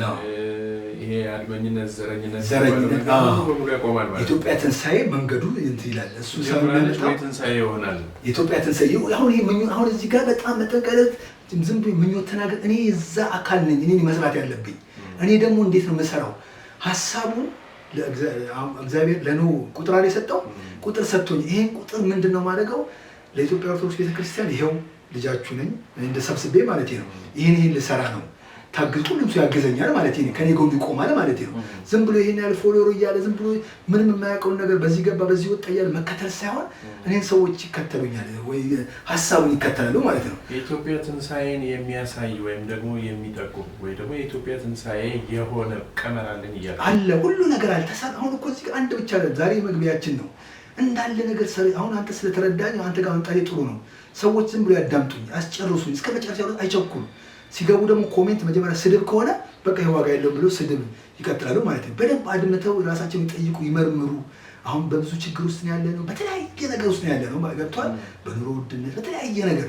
አሁን ይሄ ነገር ይቀጥላል ይሄ ልጅ ነገር እያለ ወይስ ራሱ ፓርቲ ልቆት ነው ይላል። ብዙ ነገር ያስባል። ገብቷል?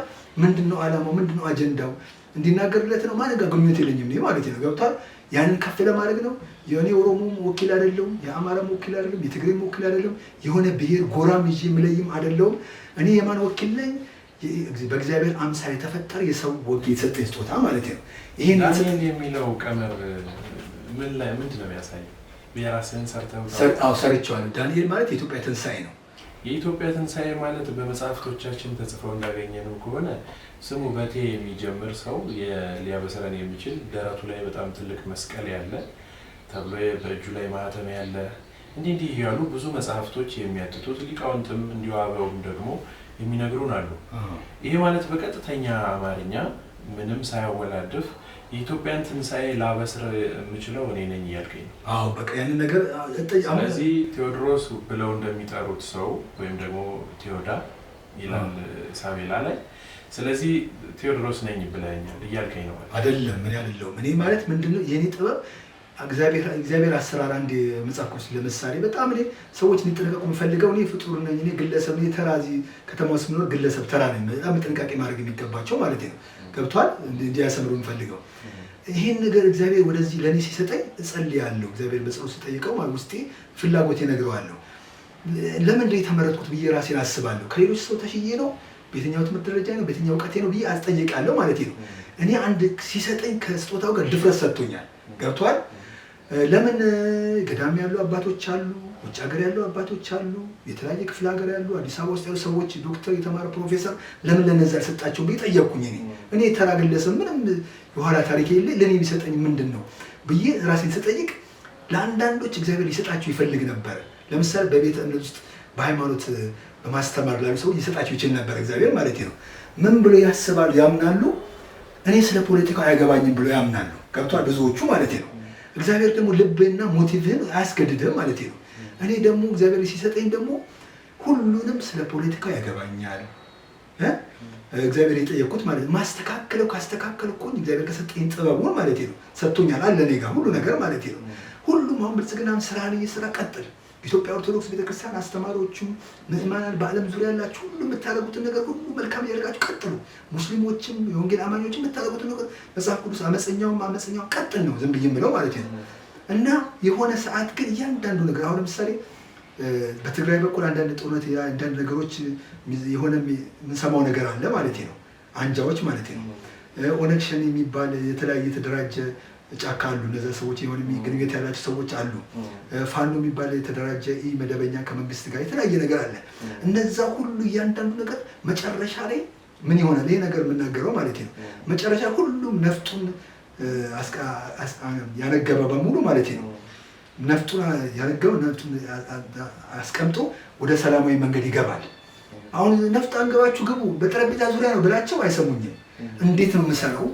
እሱን ሰራል። ብልጽግና ራሱ አንዳንድ የሚቸገርበትን ነገር ካቀሙ በላይ የሆነ ነገር ድረስ ግን የሰራው ነገር አለ። አሁን ይሄ ነገር ከመጣ ጸሎት ካደረኩኝ ረዥም ጊዜ ነው ብላኝ እንዲሁ አይቶ መገመት ነው የሚሆነው። መቼም ከፍም ዝቅም ላደርግ እችላለሁ። በጣም ይቅርታል። ወደ 40 ጠጋ ያልክ ወይ እንደው በዛ አካባቢ ምናምን ነው የምትመስለው። ስለዚህ ቢያንስ እንደው በ20 ዓመትህ ጀምሮ እንኳን ቢሆን ይሄ ነገር ወደ አንተ የመጣው ከፍ አድርጌ ልጀምረው ብዬ ነው። ልጅነቴ ነው ስላልከኝ ከፍ ባረገው 20 ዓመትህ ጀምሮ እንኳን ቢሆን እስካሁን ድረስ 20 ዓመት ኖረሃል ማለት ነው። ስለዚህ በሰውነትህ በአንተ ሀሳብ ላይ ተያይዞ 20 ዓመቶች አልፈዋል። ከነዚህ 20 ዓመቶች ውስጥ የሰራኸው አንድ ቀን ስራ አለ ቢያንስ አሁን ይሄን ልታተርፍበት የምትችለው ቀመር ነው። ብዙ ነገሮችን አውርተናል እስካሁን ድረስ። እግዚአብሔር ቀብቶኛል ብለህ በሙሉ በምልአት ሆነህ ነው የነገርከን። በአንተ ቀመር ውስጥ ያ ትንቢት የተነገረለት ቴዎድሮስ የምንለው በልምድ ቴዎዳ ወይም ደግሞ በቴ ስሙ የሚጀምረው ያ የኢትዮጵያ ትንሣኤ የሆነ ሰው በአንተ ቀመር ውስጥ ሁሉ እንደሚመጣ ማለት እንደምታውቀው ያን ቀመር ሁሉ ነግረኛል። ምክንያቱም ቴዎድሮስ ማለት አንተ ነህ ስልህ ነው እኔ አይደለሁም፣ ግን ደግሞ በአንተ ቀመር ውስጥ ሊመጣ እንደሚችል አንድ የሆነ ያ ያዘጋጀሁት ነገር ስል ምንድን ነው አሁን ቴዎድሮስ ነው ምናምን ስትል አሁን ይሄን የሚያምኑ የኢትዮጵያ ኦርቶዶክስ ቤተክርስቲያን ብቻ ነው። የወንጌል አማኞች አያምኑም ይሄን ነገር ማለት ነው። የፕሮቴስታንት ማለት ነው። የካቶሊክም አያምንም፣ የሙስሊምም አያምንም ማለት ነው። አሁን ደግሞ በፊት አጼዎቹ ከኦርቶዶክስ ቤተክርስቲያን እየመጡ ሲያስተዳድሩ ነበረ። አሁን የምርጫ ስርዓት የተዘረጋ ምርጫ ስርዓት ነው። ከየትኛው ገዳም ከየትኛው ቦታ መጥቶ ነው በምርጫ ተወዳድረው እንዴት ነው ወደዚህ ተቋም ሆኗል ማለት ነው። ወደዚህ ተቋም እንዴት ነው የሚገባው? ገብቷል? እሱ ራሱ በውጊያ ነው ወይስ ደግሞ በምርጫ የሆነ አርማ ይዞ መጥቶ ነው የሚወዳደር? ይሄን ነገር ማንሳትም አለብን። ገብቷል? አሁን ይሄ የዘረጋነው ስርዓት እኔ አሁን ይሄን ነገር ስለማገኝ እስኪ ጥቆማ አድርግልን። እኛም አይደለም አሁን በተለያዩ መጽሐፍ አንድ ጥፋት ላይ ነው የሚመጣው። አሁን እዚህ ጋር አልናገርም። እሱ በጣም ጥንቃቄ ማድረግ አለብኝ። ቴዎድሮስ እንትን አይደለም እኮ በጦርነት ነው የሚመጣው ወይም ደግሞ እንደዚህ ነው የሚመጣውነቱን ሳይሆን አሁን ላይ ያ ሰው ሲመጣ ወይም ደግሞ ትንሣኤዋ ሲሆን በምን አይነት መልኩ ነው የሚመጣው? ግን ከዚህ በፊት መጀመሪያ የጠየቁት ጥያቄ መልሰህ የምታልፍ ደስ ይለኛል። በ20 ዓመታቶች ውስጥ ያደረከው አንተ የሰራኸው ነገር ምን አለ? የአንድ ቀን ትንሣኤ እንኳን በ20 ዓመት ውስጥ የሰራኋቸው እንግዲህ እኔ አሁን እያንዳንዱ ቀን ማድረጋቸው ነገሮች በሙሉ ምልክቶችን ይመጡልኛል ወደ እኔ ማለት ነው። በዚህ መሀል ሰበሰባቸው እየሰበሰቡ ወደ አንድ ማዕከል ማለት ነው የሚሆነው ነገር በሙሉ። አሁን ለምሳሌ መብራት ቅድም አልኩ አይደለ? ሲመጣ እኔ እኮ ምልክት አንባቢ ነኝ ብያለሁ። እያነበብኩ ነው የሚመጣውን ነገር ልጠቁምልህና እየቀደምኩ እየሄድኩ እንደዚህ ሊመጣ ነው፣ እንደዚህ ያርግ፣ ብልጽግና እንደዚህ ሊሆን ነው፣ እንደዚህ ትቀድማለህ፣ ኢትዮጵያ ኦርቶዶክስ እንደዚህ ሊሆን ነው፣ ሙስሊሞች እንደዚህ ሊሆን ነው፣ ያለው ነገር እንደዚህ ነው እያለን ሁላችን ተከባብረን እግዚአብሔር በሰጠን ጥበብ ሙስሊሞች እህቶችን፣ ወንድሞችን፣ እናቶችን ወዳቸዋለሁ። ኢትዮጵያ ኦርቶዶክስ ቤተክርስቲያን እምነት ጠቅላላ እህቶችን፣ ወንድሞችን ወዳቸዋለሁ። የወንጌል አማኞች እህቶችን እንደ ሰው አካል ማለት ነው። ይህ አማኝ የሆኑትን ሰዎችን ሁሉ ወዳቸዋለሁ ማለት ነው። ገብቷል? ሁሉንም አከብራለሁ እና እግዚአብሔር የሰጠኝ ጥበብ ሁላችሁም ጋር የሚደርስ ነው። ምናያቸው ናቸው። አሁን ግን እንደው የመጨረሻ ጥያቄ ላንሳና አጠር አድርገህ እንድትመልስልኝ አሁን ይዛቸው በመጣቸው ዛሬ ያወራን ያለነው በ17 ቁጥር ዙሪያ ላይ ስለሆነ አሁን ላለው ህዝብ በቋሚነት ምንም ወደኋላ ወደፊት ሳይል በግልጽ አማርኛ ምን ማስተላለፍ ትፈልጋለህ እና ወደፊት አንድ አብነት ሊሆነን የሚችል ነገር ነግረህን ለፍ በምናየው ነገር የምታዩት ማስተላለፈው መልእክት አንደኛ እግዚአብሔር የሚሳነው ነገር የለም እናምናለን። የቃል ኪዳን ሀገር ነች። ብዙ ቤተ እምነቶች አሉ። ወደ እግዚአብሔር ይጸልያል። የሚማልዱ ሰዎች አሉ ለመልካም ነገር ማለት ነው። እና አሁን ማሳስበው ነገር እናንተ ግለሰቦች ማንኛውም ተቋም ውስጥ ያላችሁ ማለት ነው ፈሪሃ እግዚአብሔር ያለባችሁ በጠቅላላ ይሄ ልጅ ዳንኤል ሌራ የሚባለው ግለሰብ ብዙ ነገር ደፍሬ መጥቻለሁ። ብዙ ነገር ደግሞ ዝም ብዬ እንትን አለም የሆነ የሰጠኝ ነገር ያልገባችሁም ካለ እግዚአብሔር እንዲገባችሁ እንዲያደርግ ምንም ደግሞ ካነጋገር ከእውቀት ከልምድ ካገላለጽ የተሳሳትኩት ነገር ካለ እንድታረሙኝ አንድ። ሁለተኛ በጣም በከፍተኛ ሁኔታ ስሜን እየጠራ ሁሉም ሰው እንዲጸልይልኝ እፈልጋለሁ። አንዳንድ ደግሞ ከኔ የተሻለ እይታ ያላችሁ ሰዎች ደግሞ የሆነ ስናገር ደግሞ የሆነ የሚገጣጠምና የሚያያዝና ምልክት የሚሰጣችሁ ሰዎች ስላላችሁ ያንን ነገር ከዚህ አቢሜሌክ ስልኬን ከታች ያስቀምጣል። ስልኬን ደውላችሁ በሐሳብ በጸሎት ይሄ ነገር በጣም ኃላፊነት ነው። በጣም የብዙ ነገር ነው። የህይወት ጉዳይ ነው የሚያነሳው ማለት ነው። በጣም ሪስክ ያለው ነገር ስለሆነ እንድትጸልዩልኝ እግዚአብሔር ታምራት ያደርጋል። የታምራት አምላክ ነው። እግዚአብሔር የታምራት አምላክ ከሆነ በአህያ ከተናገረ በብዙ ነገር ከሰራ በዚህ በቁጥር ምክንያት እንደማይናገር እርግጠኛ ማትሆኑበት ምን ምክንያት የላችሁም። በቁጥር ስለሚሰራ ማለት ነው። አንድ ጸሎት ያስፈልገኛል። ሁለት ደግሞ አስተያየት ገንቢውንም ማንኛውም አስተያየት በእውቀት ላይ በተመሰረተ እንድትሰጡኝ ለአቢሜሌክም ዝም ብላችሁ በጭፍን ደግሞ እሱ እንድታደርጉ ሳይሆን ሀሳቤን ነግሬው አስረድቼው ስለሆነ ይህ ሀሳብ የአቢሜሌክና የሚዲያው አቋም ሳይሆን የኔ ግለሰብ ሀሳብ ነው። አቢሜሌክ ሚዲያ ማለት ድልድይ ሆኖ ለህብረተሰቡ ሀሳቤ እንዲደርስና ከህብረተሰቡ ምላሽ እንዳገኝ ነው የምፈልገው። ስለዚህ መምለ በጸሎት ታገዙኛላችሁ፣ በሀሳብ ታገዙኛላችሁ። እንደገና ደግሞ በአንዳንድ በፋይናንሻል ደግሞ ብዙ ማሰባቸው አንዳንድ ነገሮች ስላሉ ለምሳሌ የራሴ ቲክቶክ አካውንት ወደፊት ስሰራ ማለት ነው እንደዚህ እንትን ካለ በኋላ ራሴ ማደራጀት አለብኝ። በየዕለቱ ያለውን ነገር የቲክቶክ አካውንት መክፈት ትፈልጋለሁ። የራሴ ዩቲዩብ ማለት ነው። በየቀኑ ጠዋት ተነስቼ ያለውን ነገር መናገርና እዛ ልክ እንደሚሳደው ቤታቸውን ልብሳቸውን ላይፍ ስታይላቸውን ምናምን እያሉ እንደሚቀናጡት ማሳየት ሳይሆን የተማርኩትን ነገርና የሚሆነውን ነገር ያሉትን ነገሮች በሙሉ በየቀኑ ያንን ለማድረግ የገንዘብ አቅም ጥቂት ስላለኝ በገንዘብ አካውንትን ያስቀመጥ በገንዘብ ብታግዙኝ፣ በጸሎት ብታግዙኝ፣ ከዛ በኋላ ብትጠይቁኝ ያለውን ነገር በሙሉ በተደራጀ ጠይቅ። አሁን ከዛ በኋላ በሚቀጥለውም ስመጣ እንዳታቆሙ፣ ተስፋ እንዳትቆርጡ። እጠየቃለሁ ብያለሁ፣ እመጣለሁ። ስልክ ያለ ሂድና እንደጀመርካት ያልካትን በሙሉ ነግረ ጨርሰ እልባት አድርገ ይሄ ነገር አሳየን ብላችሁ በየጊዜው በመደወልም እሱ ጋር በማሳሰብ እንደዛ እስከ መጨረሻው ድረስ እንድተጋ እንድጸልይ ያለውን ነገር እንደዛ እንዲሆን የመንግስት አካልም ማንኛው ነገር ሳነሳ ከማንም ጋር ጥላቻ የለኝም። እኔ ጥላቻ ከጠላው ማለት እግዚአብሔር ወንድሙን የሚጠላ ነፍሰ ገዳይ ነው የሚለው። ስለነበረን ጊዜ አቢሜሌክ ስለነበረ ትህትና እና ይህን ግለሰብም ደግሞ አንዳንዴ ዝም ብለህ የውሸት እንትን ትለለ ከሌ ብለህ ዝም ብለህ ለሚዲያ ግብአት ማለት ነው። እኔ ፈረንሳይ ነው የምኖረው። አንድ ቀን የተገናኘ ነው። እግዚአብሔር በሚያውቀው በስልክ እንደዋወላለን፣ ሀሳብ እንለዋወጣለን። ብዙ ጊዜ ሳየው ገዳም የተለያየ ቦታ ይተጋል። እንትኑን ያለውን ነገር ብዙ ቤተሰብ ቤት ተከራይቶ ያለውን ነገር እሱንም ሰብስክራይብ በማድረግ ላይክ በማድረግ ዝም ብላችሁ እንትን ማለት ሳይሆን ሰዎችን በተለያየ እንደዚህ የሚተጉ ሰዎችን መልካም ነገር ያላቸውን ነገር በስሩ እንደማይወስዱ ተከራይቶ ነው። በስሩ ካሜራ ማለት የተለያየ ነገር አለ። በሚያስፈልጋን ነገር እየተረዳዳን እግዚአብሔር ይመስገን። መጽሐፍ ቅዱስ አንብቡ፣ መርምሩ፣ ጠይቁ፣ ፈትኑ፣ ግራቀኝ ተመልከቱ፣ ሁሉንም አክብሩ። ሀገራችን በሰላም በጤና ብዙ መልእክት ለወጣቶች የሚሆንም አድርሰሃል። መስማት ያለው ይስማ ይላል፣ ጆሮ ያለው መስማትን ይስማ። ስለዚህ ብዙ ነገር ተናግሯል። ዳሰሳ በዓለም ላይ ያሉትን መጽሐፍ ቅዱሳዊ የሆኑ ነገሮችንም ጭምር አንስተን ነው የተነጋገርነው እና እንግዲህ አዲስ ነገር ይዘህልን መተናል። ይሄ ነገር በእውነት የኢትዮጵያ ትንሣኤን የሚያበስር ቢሆን ጥሩ ነው ብዬ አስባለሁኝ። በደንብ አዳብረኸው ከፍ አድርገኸው ደግሞ ከዚህ በላይ ሆኖ ነገውን የምናይበት ይሰበሰባሉ ይጠራሉ የተባሉትም ሰዎች ደግሞ ተጠርተው ፍሬ ላይ ደርሰን ብናይ የኔም ትልቅ ምኞት ነው እና በእውነት እጅግ በጣም አድርጌ አመሰግናለሁ። ረዥም ሰዓትህን ሰጥተህን ነው ያው ውድ ነው ጊዜ በዚህ ሰዓት እና ይሄንን ሁሉ ቃል ስላስተላለፍክልን ስለመጣችሁ በጣም አድርገን እናመሰግናለን። የተከበራችሁና የተወደዳችሁ የዚህ ቻናል ቤተሰቦቻችን እንግዲህ ጥሩ ትምህርት ተምረንበታል ብዬ ነው ማስበው። በሌላ መርሃ ግብር ተገናኝተን ዳግም እስከምንማማር ድረስ ቸሩ እግዚአብሔር አምላካችን ሀገራችንን ኢትዮጵያን ሃይማኖታችን ኦርቶዶክስ ተዋሕዶ ቤተክርስቲያንን እቅፍ ድግፍ አድርጎ ይጠብቅልን። ስብሐት ለእግዚአብሔር። ሰላም ቆዩ።